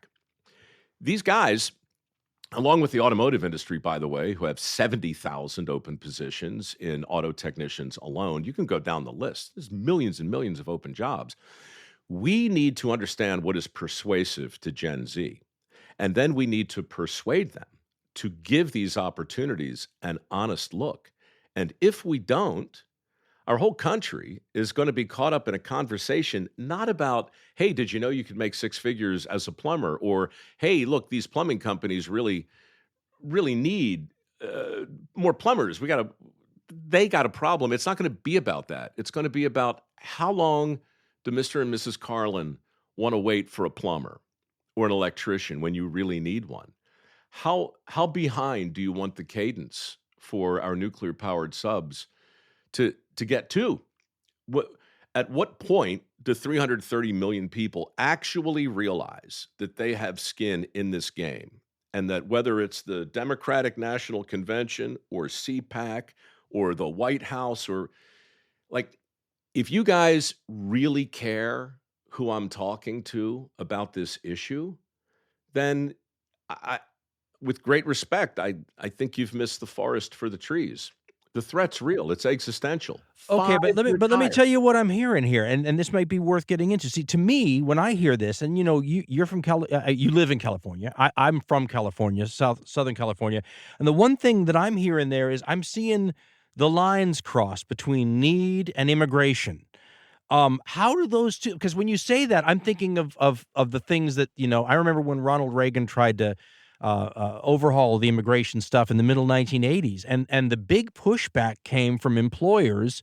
One state near the border, right? One state near the Rio Grande, or one state near San Diego's, border, whatever it might be, and those people were saying, hey. We have jobs that need filling. Now, I remember the debate at the time centered around, do you just not want to pay Americans the same? You want to bring in lower paid workers so that you can undercut them. But the bottom line is there was not a huge number of people, for example, wanting to get into the fast food industry for the long haul, right? You could get a kid like yours truly, because I did all those jobs. I did a lot of dirty jobs, Mike, but I did the fast food thing. And it's not the kind of thing where I'm going to be there for 25 years if I can help it. But a lot of the people I worked with, some of whom were from south of the border, they took that job so much more seriously that the employer would look at them and go, I'm going to invest a year training this guy, and then he's going to leave. Whereas I can have this young lady from south of the border, I'm going to give her this job, and she's not going to leave till I tell her she has to. Where does the line between, oh my God, we have all these positions that need filling, and the people that can fill them domestically are in the 8th grade, versus, okay, well, we're going to throw a lot of people out of the country. And there's a difference, obviously, between undocumented and documented, the ones who get the Elon Musk visa versus the ones who don't get. But how do those lines cross, Mike, when you work with these open jobs and the need to get more people who maybe have skills in the game? I mean, where do those lines cross in your mind? You could just not to ambush you. No, you're not. But wasn't there a similar conversation in 1860? Yeah, about Irish people taking all the jobs. About the Irish, absolutely. But what about the slave population? Absolutely. Like, the basic argument that, I'm not saying you are making it, but if you kind of distill it, we're saying, listen, we can't get 7.2 million American men to do this work, right? So to get the work done, we're going to have to rely on a workforce that maybe don't consist of citizens. There, done. Easy, right? Well, actually, no. It's I don't think it's that easy. I think sometimes things need to go splat before they get better. And if we want to create an economy that incentivizes people to work, I'm not quite sure we can solve the problem you're describing. Believe me, I get it. I know a lot of general contractors. I know a lot of people in construction, and it's not untrue to say that if you removed the Mexican contribution to the American construction industry, I'm not commenting on whether it's legal or illegal. I'm just saying, let's just take that race for a moment and imagine they don't work in construction.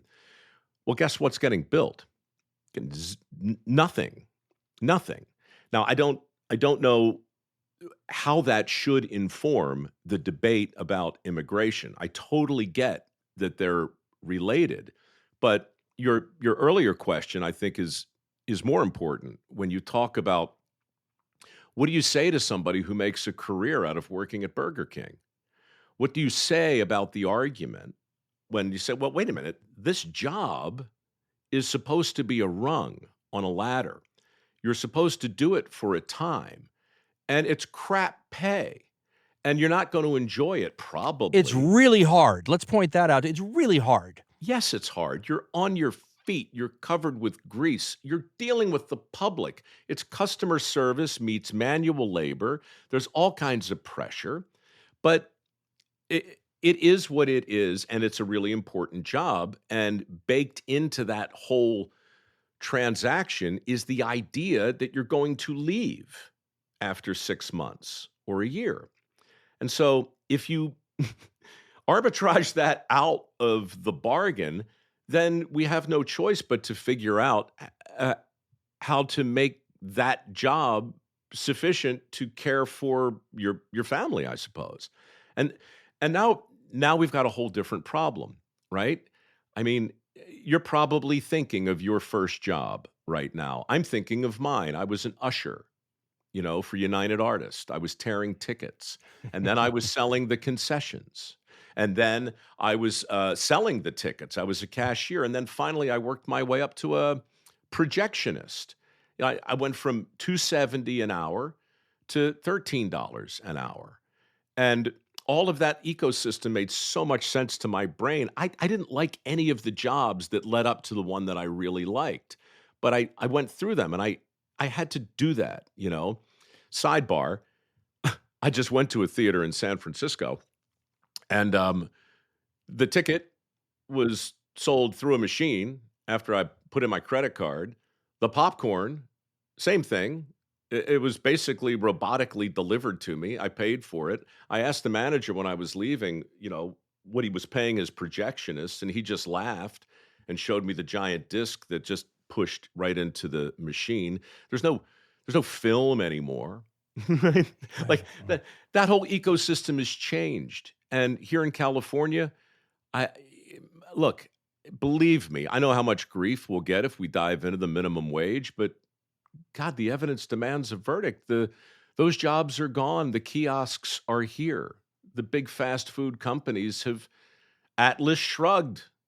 Those jobs are gone. Those rungs are gone. Sure, but there's two sides to this. I mean, I totally see that. Totally see that. But then the other side would be the old thing we learned in Capitalism 101, right? That when there's the supply and demand question, that's when wages are supposed to rise, right? So when you say that these kids are in the 8th grade that are going to fill these shovel-ready type jobs, well, then one would assume that your plumber, because there's not enough plumbers, can command more money to come and do the plumbing job.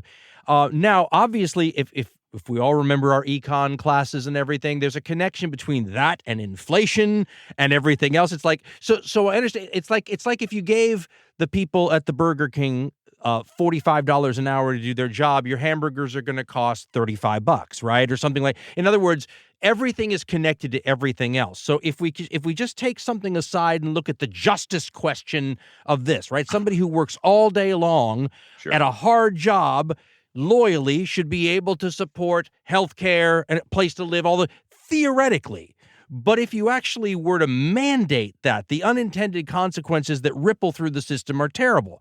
So if we did it right, though, we could say something like, well, that's a minimum wage job. You should, that's a rung on the ladder. But then the plumber should be making $175 an hour if there's not enough of them. In other words, if it all works right, and the justice is applied equally across the levels of society, then at some point, the people at the lower rung should be kicking ass because it's their turn to benefit from supply and demand. Does that make sense? I think when everything is working right, what happens is you can climb faster. I don't think the rungs fundamentally change in their inherent value. I'm not talking about the burger rung. I'm talking about the plumber rung. Ah, well then. Yeah, burger rung's a different thing. Oh, well, not in California. I know that. I have family members who run a business. I hear about this a lot. Yeah, I bet. Well, look, this goes to nuance, and it goes to the dangers of painting with too broad a brush. And, we're so close to the thing that really blew up in my face a few years ago. But I don't mind because, the Talk about that, though, man. Talk about that, because we talked. Yeah, bring that up. Let's expose that to the light of day. So, yeah. I just want to bring you more grief and trouble than you already have. Dude. Unbelievable. This is uncommon sense. You will not be on the show again, probably. No, look, I really do feel I'm an open book, and I really do support many union efforts, but I don't support them all. And I've been honest about that because my foundation trains people So far, 2,200, and a big percentage of them, 35%, work in unions. That's much higher than the national aggregate. Most are working in right-to-work states and are not in a union. So I don't have a real dog in that hunt. I think there's a difference between labor and work, and this foundation is called Mike Rowe Works, and so I try and stay out of the eternal struggles between labor and management. But it doesn't matter, because to our earlier point, it's not what you say, it's what you don't say. And if I don't come out and universally embrace all unions, all solidarity, then I get pushback. I get real pushback, and I understand it. I was surprised and kind of disappointed. Might even hurt my feelings there back in 2004 and 5 when it really came back at me. But I've since learned that, to your point, we really are in a kind of supply and demand thing. And I'll tell you a union story, a personal one, in a moment if you want to hear it. But with regard to your point, it's true that most of the plumbers I know today are making mid-six figures. It's true that many of them have come through my program. Same with electricians. It's true that most people don't believe you can make six figures welding or plumbing or doing electric. They just don't believe it. They haven't seen it. So a lot of what I do and a lot of why I do it is to simply say, I don't want to shove this down your throat, but I want your kids to understand there's a very short path to six figures working in the skilled trades. That's to think otherwise is a misperception and a myth, and it needs to be debunked. And that's a lot of what I do. However, if you look at it through the lens of a union shop, would you rather have more plumbers than you need, the perfect amount of plumbers, or fewer plumbers? If you're one of those plumbers, would you rather have so much work that you can set your own schedule and your own rate and easily form your own going concern? Or would you want to have just enough to keep you busy for 40 hours? Or would you have too little, right? Clearly, if you're the union, you want scarcity. You want to represent a number of plumbers that allow them to charge whatever they can get. And that's okay. I completely understand that rule in a micro economy. But in a macro economy, well, what does that do for people who share my addiction to indoor plumbing or affordable electricity? It's back to my earlier question, Dan. How long do you want to wait for that plumber who is so in demand that he can't unclog your nightmare of a commode for 4 or 5 days? How long should the country wait for the submarines to get built that we rely upon? So when you say, where do you draw that line? That is a fair question. And it is one that I have tried to answer, and I've paid a price for trying to answer it. And I can live with that. All I would ask in return is to say, that's not really my fight. My fight is not to step between labor and management and make a more persuasive case for somebody's pay package. My fight is to step a bit further back and say, here's where the shortages exist in our country. Ergo, here's where the opportunities exist for men and women who want to learn a skill that's in demand. And here is where the consequences lie if we don't plug this skills gap. It's going to affect everyone. So I'm not trying to hold myself above the labor management strife. It's real. It's important to a lot of people, and I don't begrudge it. It's just not my fight. My fight is different. Okay, so I've ambushed you a few times, and I've been a little hard on you at times, maybe. But let me turn it around now, though, and say what I love about what you're doing. I have a brother who says a lot of the same things. So for him, shop class, electrical class, all those things were the only reason to go to high school, as far as he was concerned, right? And he wouldn't have known where he would be today if not for those things, because we're all built differently, right? And what I've always had a problem with the system in the United States that's designed, and listen, I have a problem with the way Europe does it too, because they have their own system that's got its pluses and minuses. But this idea of people having to all go into the same bins when we're all built differently. My brother is a hands guy, right? If something breaks down, I'm going to call somebody. He's going to do it, right? And we're all built differently, right? And so if you say that we live in a world where people like my brother are always going to make an inferior living, he's just never going to get to those jobs where it's all mental and creative. Although that's a silly thing to say, because my brother would tell you that the different ways to build something or fix a car, it all involves the same level of creativity, just applied differently. But the point is that by realizing that we all need avenues, and different avenues work for people with different skills and tendencies and qualities, I think that's really valuable, because I think what happens when you don't is you leave lots of people behind, right? And I think what you're arguing for, and I think it does get a little bit lost in the union versus non-union. The whole idea is we have lots of people, like you said, the line that sticks with me that you've hit me with over and over is how much these people can make and how few people realize that. I have a guy lived across the street from me. He moved now, but he was one of those electricians that doesn't do like consumer work. He works for like the new homes. So they're building new homes and he's just doing a bunch of them at once. He makes a fantastic living, right? High school grad, the whole thing, works with his hands. He comes over and fixes things for me when I need stuff and doesn't charge me. I mean, so salt of the earth kind of guy. But you need a place for everybody like that. And he's made an amazing life. But if you had said to him, I'm sorry, you need to go this route and I'm going to filter you down where I think you should go, he would not be anywhere near as successful. So I love the fact that you're taking a giant swath of society that for a lot of human history had logical outlets for their talents, and we're in an artificially constrained time. And like you said, not just artificially constrained, but really almost like a fake image of what it is, right? Like you said, if you told somebody you can make $250,000 a year as an electrician, there's going to be a lot of people out there that go, really? And that's a light bulb moment. And so I don't think enough people are turning on that light bulb. And you hit that so hard that stayed with me. So when this conversation's over and I can't remember one thing we said other than my wife's story in the live shot, I'm going to remember the fact that, that we have these jobs out there where people could be making really good middle class, maybe even upper middle class living, and they don't know it. And I think that's helpful. Thank you.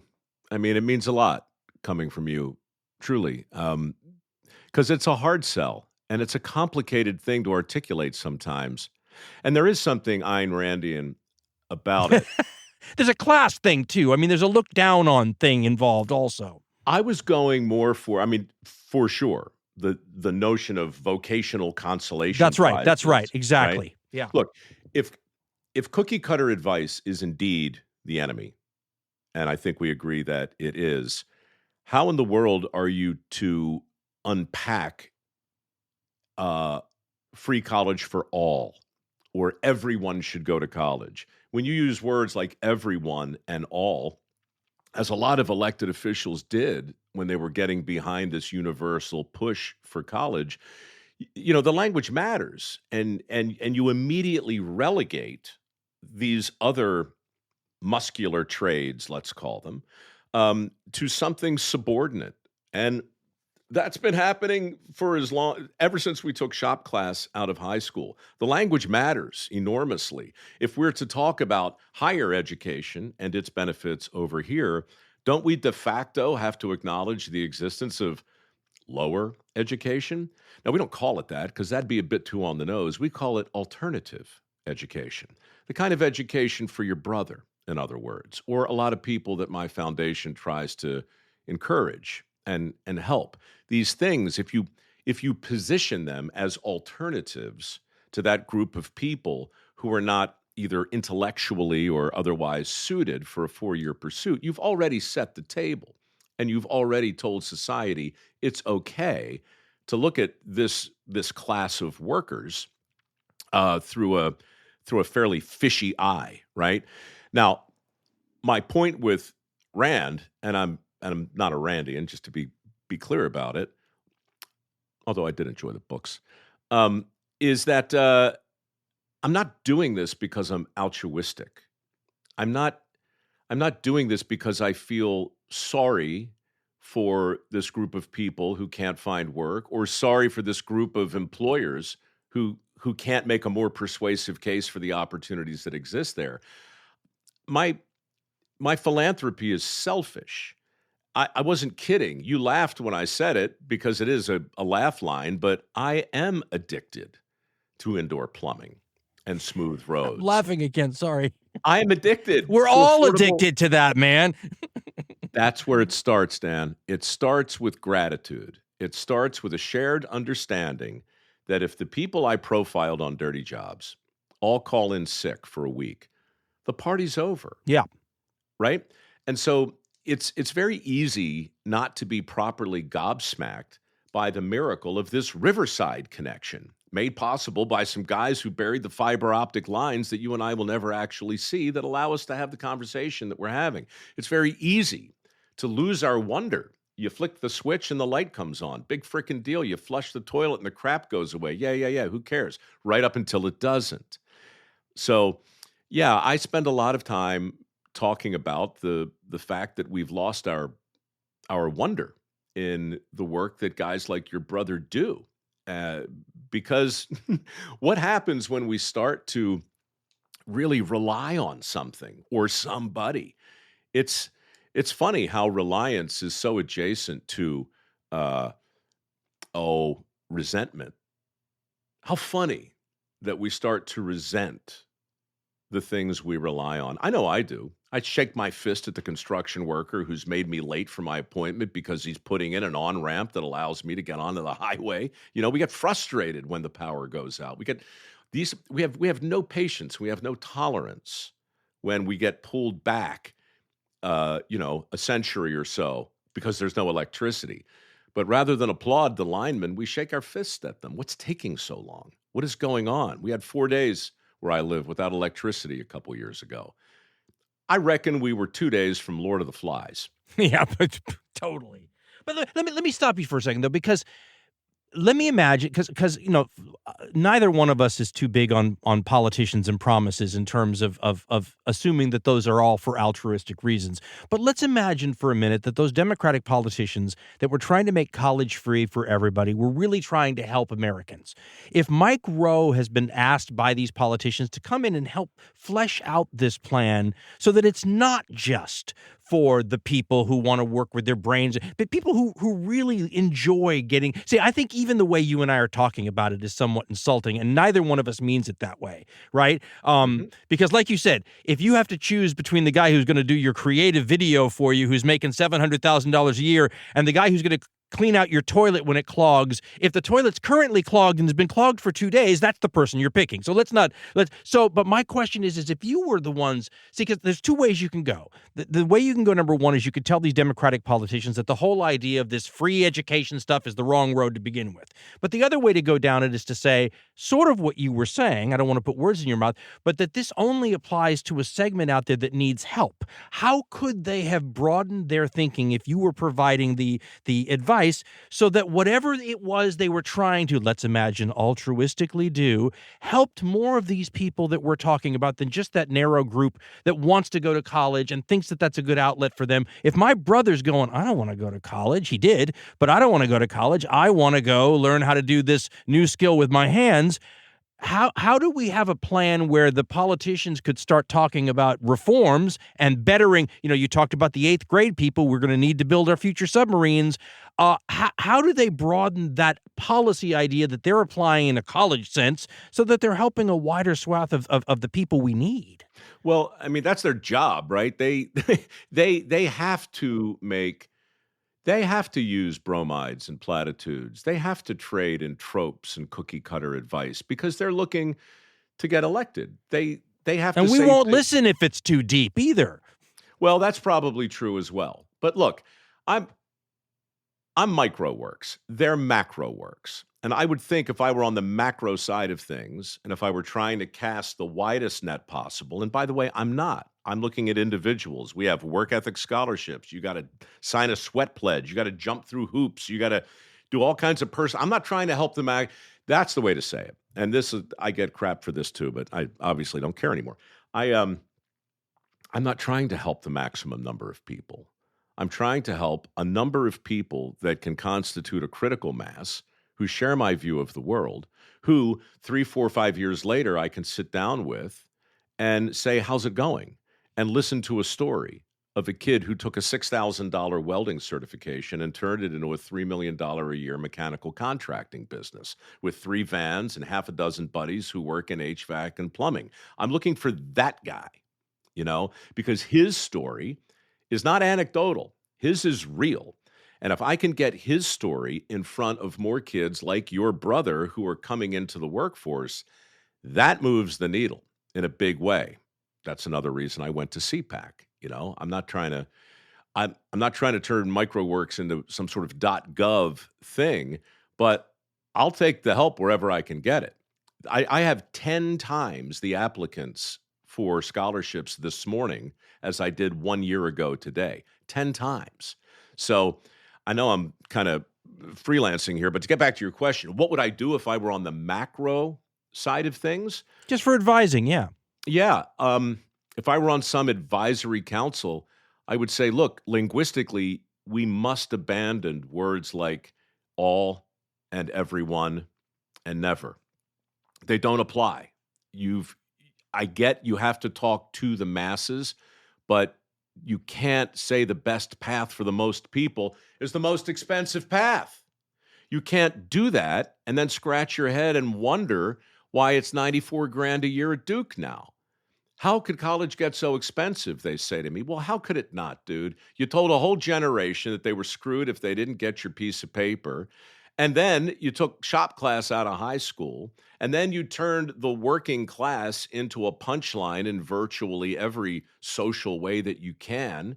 Of course, college got expensive. Of course it did. What you need to do, Mr. Elected Official, is embrace the math.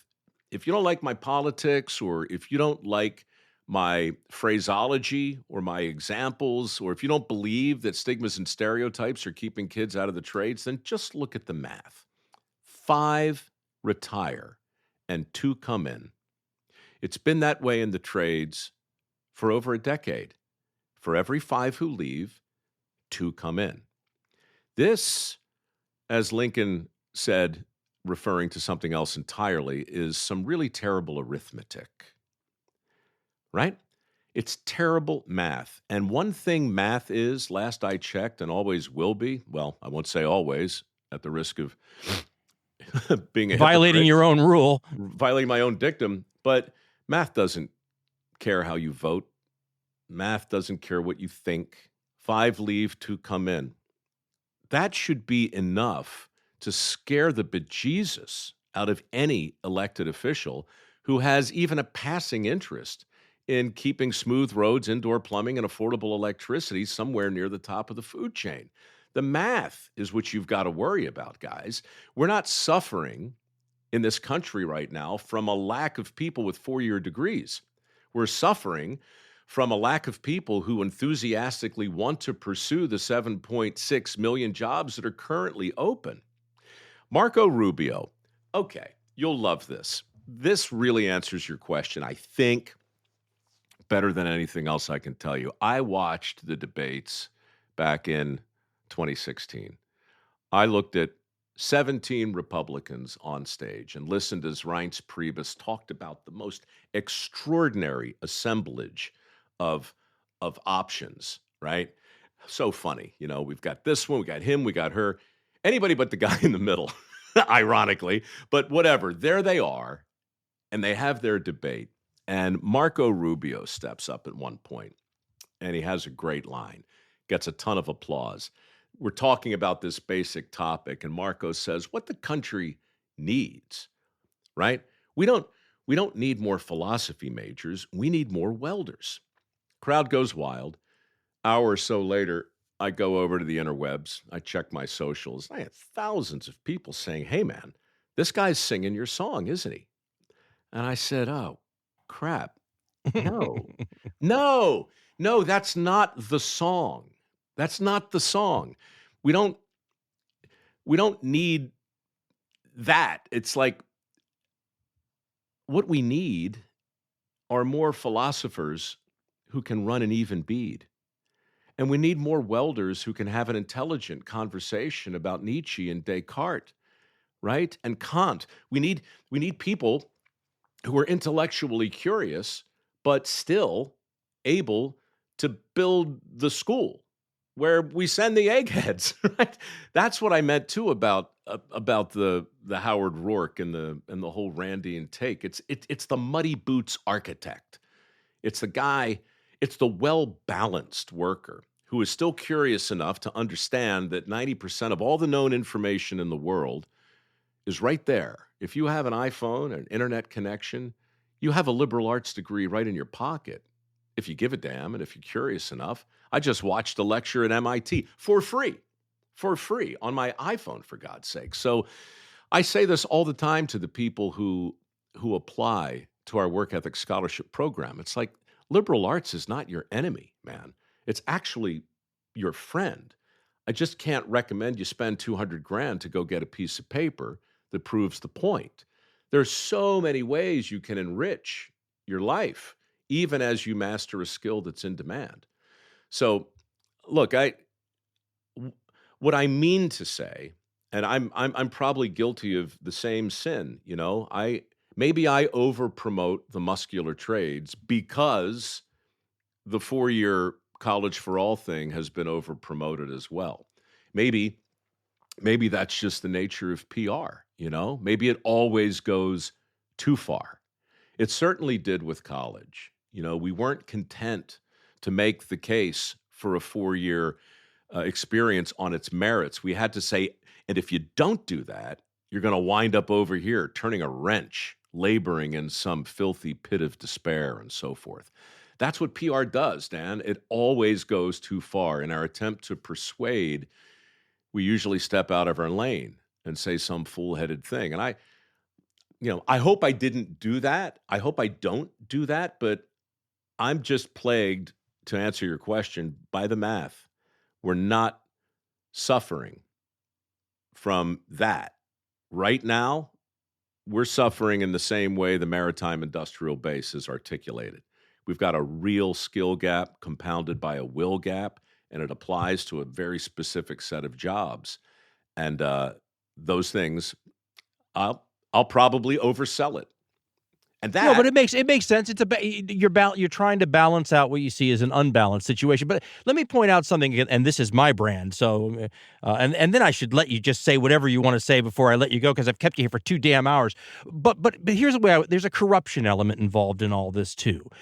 This is how I always try to. I put on the lenses and I try to imagine the impact that money is having in all this. Working class people aren't represented very well by our politicians because they are not the ones who give the bulk of the money. If you depended upon them for the bulk of your money, it would change what we're hearing. And again, when we say something like college for everybody, that's like don't tax tips. It's easy to understand. I mean, you don't have to think about it long to just go, yeah, more opportunity, it's always when you get down to ground level and the devil's in the details. And you mentioned the key point, when we have a one-size-fits-all approach to a bunch of individuals, that we're going to run into trouble. Simply, that's not quite math, but that's just realism, right? When you've got me in one area who can't use a hammer properly, and my brother in the same pool who's going to laugh at my abilities to not use a hammer. I mean, we need different choices. And either the choice from the old days, which says you're the wrong class of person with the wrong amount of blue blood in your system, so you're going to use a hammer or the functional equivalent no matter what, versus the other idea, which is that, hey, we all need to go to college and be philosophers. Neither one of those seem right to me. And listen, man, I've kept you a long time. We talked about Mike Rowe Works. We've talked about some of the other things, but I don't want to let you go without letting you say anything you want to say now. I mean, what didn't I ask you about, man? Look, man, maybe I don't know your audience that well. All I know is that I'm a part of it. Join the club. Well, look, I think everything we've talked about is relatable in some way. I think I think the things that are on most everyone's mind in some way, shape, or form, and some relative degree, are exactly what we've been talking about. Everyone is struggling to figure out kind of what's going on, but maybe even how they fit into whatever the new order is, who they are. Are they an audience member or an influencer? Are you blue collar? Are you white collar? Everything feels fraught and everything feels binary. And a lot of things certainly do feel um, like we're the paint in the can that's being spread around with too broad a brush. So many assumptions are being made about so many of us. Look, maybe I shouldn't have gone to CPAC. Maybe it's a mistake for me to think that micro works could ever be macro works. Maybe I should just stay in my own lane and count my blessings. I have many. But, you know, a year ago, we gave away $1 million this month. This month, a year later, we're giving away 2.5. And like I said, we have 10 times the applicants. I talk to captains of industry and billionaires all of the time, and I've never really asked them for anything. And I think maybe I'm going to change my mind. I think now I'm going to say, look, I'm certainly not going to ask the taxpayers for any money, but why don't you give me a pile of dough? And why don't you let me do more of what we're doing already? And why don't we get behind some kind of national effort to reinvigorate the trades and remind people that it's still really possible to prosper as the result of learning a skill that's in demand and going to work.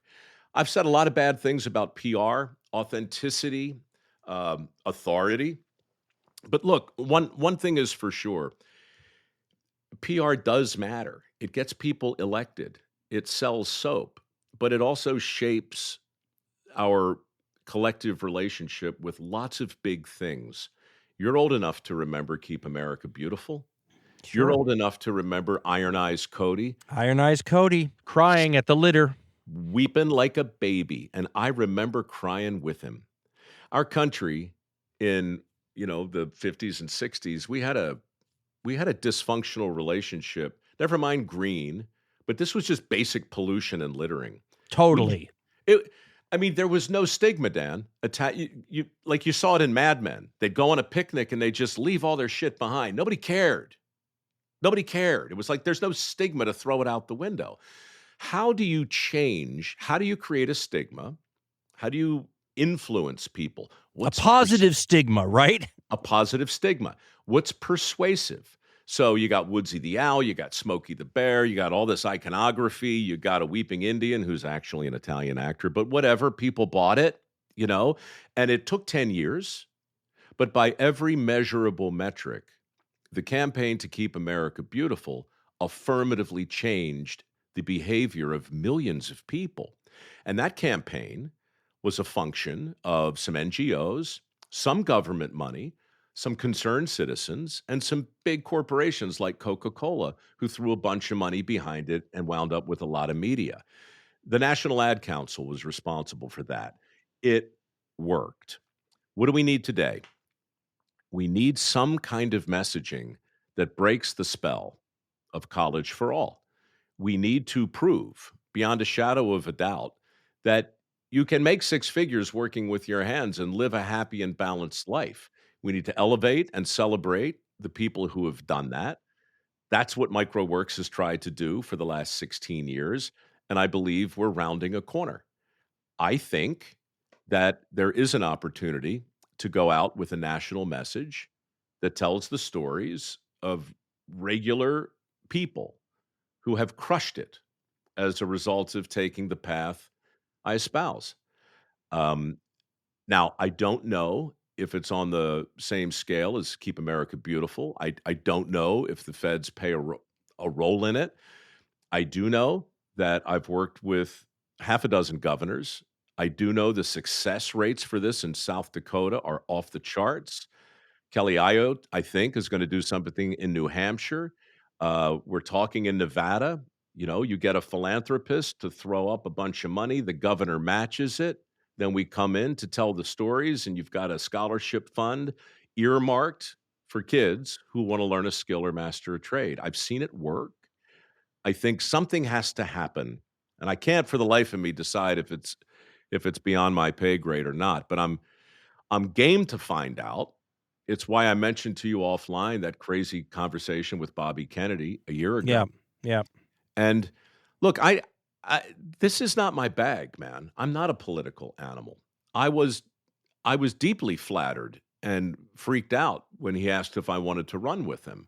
Yeah, you didn't say that, though. You haven't told that story to the audience. You just told it to me. Oh, all right. Well, yeah, Bobby Kennedy asked if I wanted to be his vice president about a year ago. And obviously the answer is no, but I couldn't say it. I couldn't dismiss such an outrageous offer out of hand. In fact, I looked over my shoulder, Dan, expecting to find, a camera crew punking me, like, really, Bobby, seriously. I'd never talked to him before. I didn't know him. I went to his home. I met his team. We talked for 3 or 4 hours. He was the one who said, look, I know we disagree on a long list of things. I know that. I've actually sued some of the people who support your foundation on the environmental side. I know that. But the stakes are awfully high.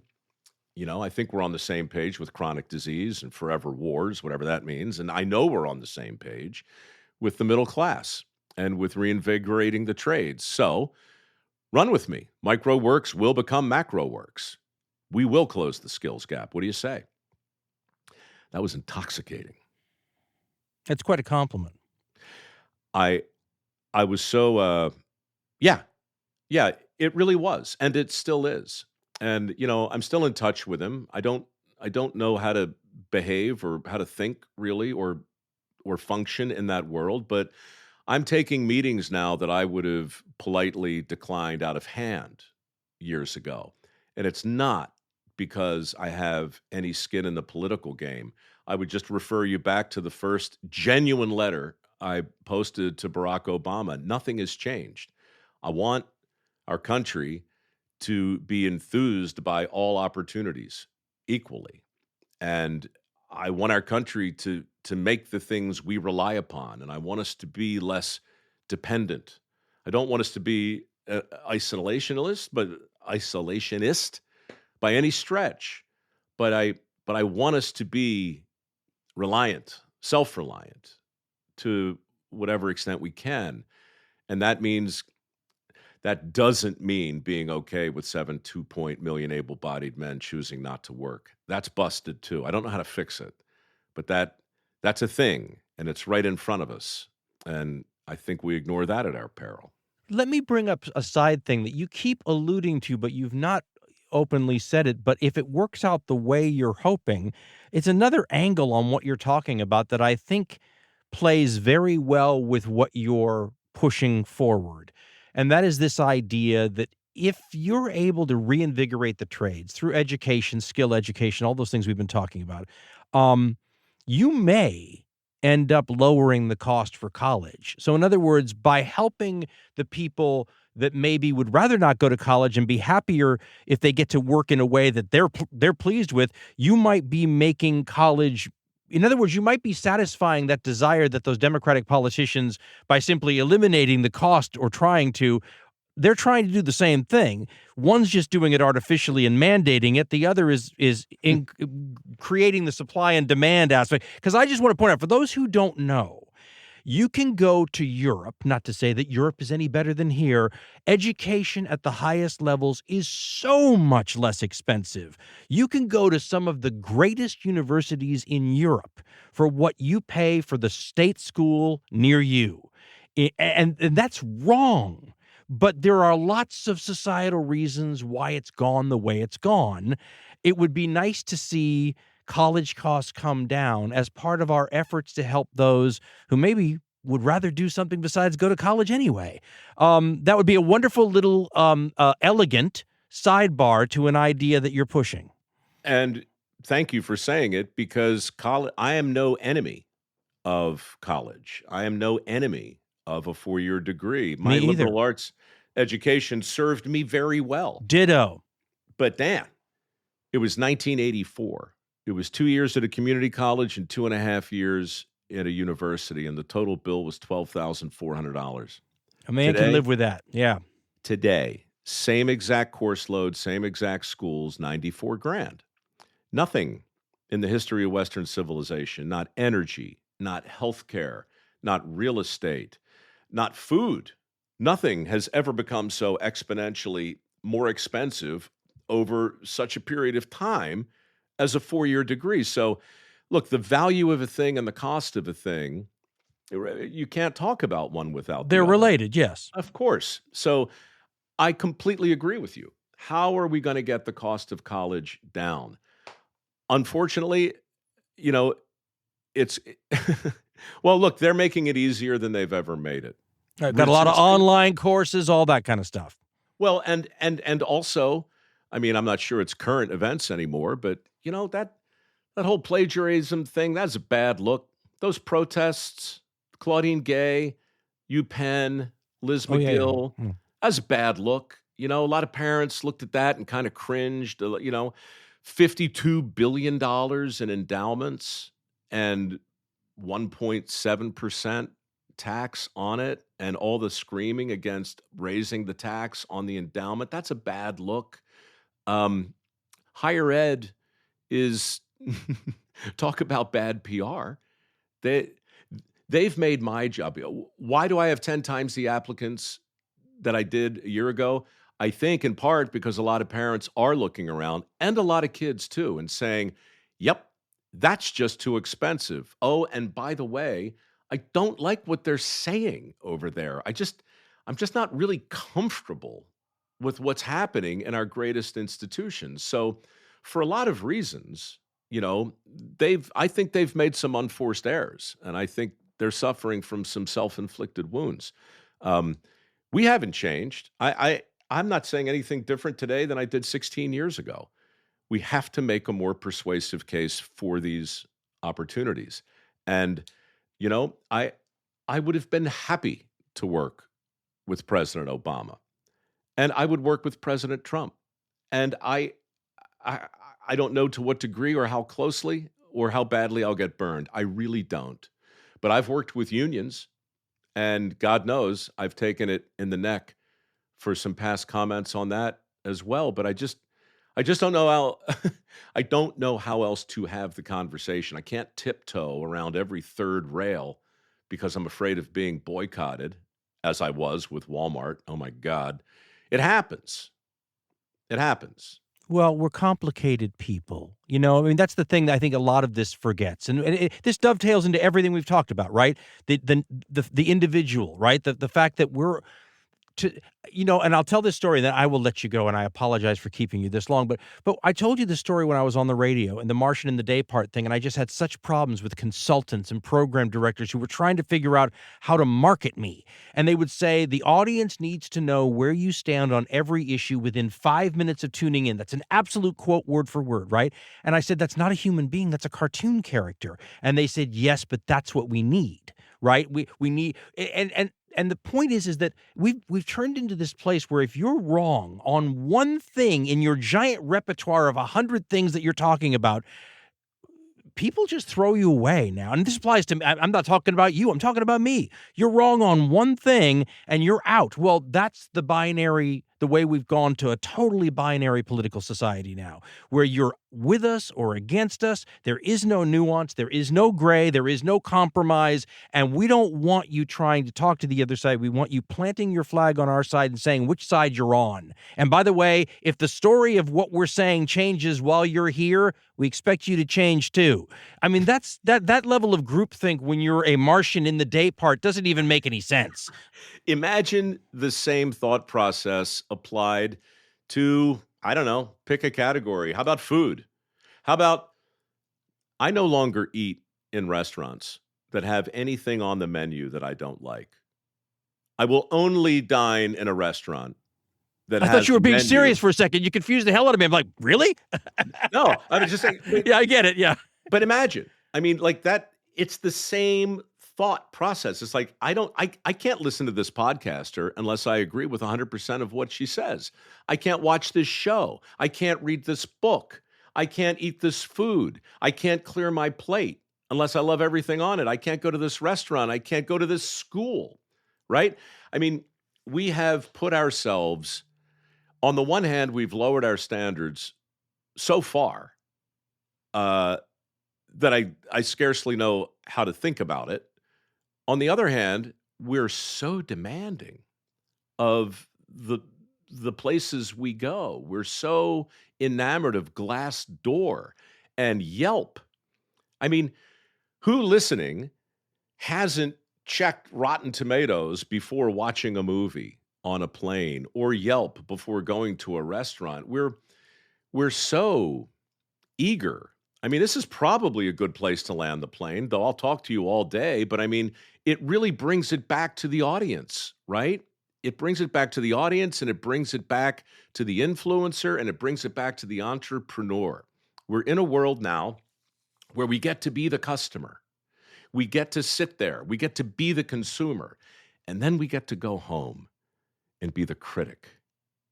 And then we get to be the observer and sit back and watch the response to our criticism. Who agrees with me? Who disagrees with me? And what's wrong with them? I think I'll mix it up with this guy. And then we'll gin up the outrage. And then before was you the know it- criticism legit, or were you just trying to get more people to pay attention? That's right. Look, there's not much new to say other than, in the immortal words of Walt Disney, you must be this tall to get on the ride. And you are. You are, Dan Carlin. You're on the ride, and you've got an audience, and you've got an enormous brain, and you've got a big, curious mind, and you have an obligation that you feel. Whether it's real or justified is beside the point. I was so touched the other day when we spoke on the phone about whether or not to do this. I so relate to the basic quandary of, you don't want to complain about the fact that you parachuted into a minefield, but nor do you wish to blow yourself up during your exit. You care so much about the work that you do, and you care about the people who listen to you, and that duty of care is wonderful. And the fact that you give a damn, and the fact that you take the criticisms personally, that's a consummation devoutly to be wished. That's the essence of responsibility and character if you're going to, wander into this miasma. I was so glad to commiserate with you around this, because this will sound horribly elitist, but it's a short list of people who actually really know what I'm talking about. I was just going to say that it's a weird thing, but not a lot of people are in this position, and when you're in it, it's bewildering. And so to have somebody where you could just go, what the hell? And have them, I mean, you clarified a few things for me. You helped me out in a way, but I mean, it is, this happens every time we talk. When I've been on your show a few times, it just goes on forever. But I mean, this is one of those things where I don't know how to behave in the current situation we're in. And I realize that you're not in my lane, which is a very minefield of a lane, but we're all having the same problem. Like, what do we say? How do we say it? And most importantly, I don't mind getting in trouble for saying things. I want to be effective, right? I want to help. And like people are saying, we need a show from you. I'm not against doing a show, but I want it to be more than just bitching and moaning. You want it to be a good one. You don't want it to be the guy in the church basement jumping rope with his own arms just because he was Listen, born I with... would watch that, though, man. I would watch it, too. But that Sizzle Reel show has a home somewhere. Look, man, I'll leave you with this. Again, I'm repeating myself, but Me too. Two things regarding Travis McGee. Be wary of all earnestness. It still holds up. And the only sensible way to get through this crazy life is with the attitude of a vaudevillian clown. Embrace the work ethic. Show up every day. Do your job. And when you get the pie in the face, eat a piece. Smile. You must be this tall to get on the ride, dude. And you are. And I am so glad. I'm so grateful that 9.5 years ago, when I listened to you go on by yourself at 3.5 hours at double speed, making me smarter about the First World War, that we get to sit here today, nearly a decade later, and, talk about all the trouble in the world and still find a way to laugh a little. It's one of the nice perks of the gig. Listen, man, I've eaten up your time. Thank you for being so generous with it. And I mean, hope we don't cause you any problems. Dude, I'm fine. Believe me. I survived CPAC. I'll survive this. Fair enough. Hey, last thought, and this is a shameless plug, and Good. I don't know. Good. I mean, but if for the dozen or so people still listening, I'm serious about the work ethic scholarships. We've got $2.5 million. We're giving it away right now in real time. It's at microworks.org. You got to jump through some hoops, but if you or somebody in your world would benefit from learning a skill that's in demand, it would be my pleasure to assist.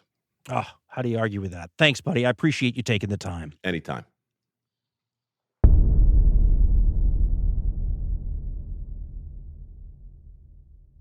My thanks to Mike Rowe for coming on the show today. We appreciate his time. I would remind you of all the things he's done, but who has that kind of time, even at double speed? You can catch his podcast, though, The Way I Heard It. It's on YouTube, wherever you get podcasts also, or you could just go to mikerowe.com and get it there. I'm going to be appearing at the Moore Theater in Seattle on April 11th, 2025. If you haven't got anything better to do and you're nearby, love to see you out there. And in the meantime, stay safe, everybody. How would you like to receive an email whenever a new Hardcore History show is released? Just sign up for Dan's Substack newsletter. We will send you a note when a new show drops or whenever there's something worth telling you about. It's free and it's easy. Just go to dancarlin.substack.com. $1 a show is all we ask. Please go to dancarlin.com for information on how to donate to the show.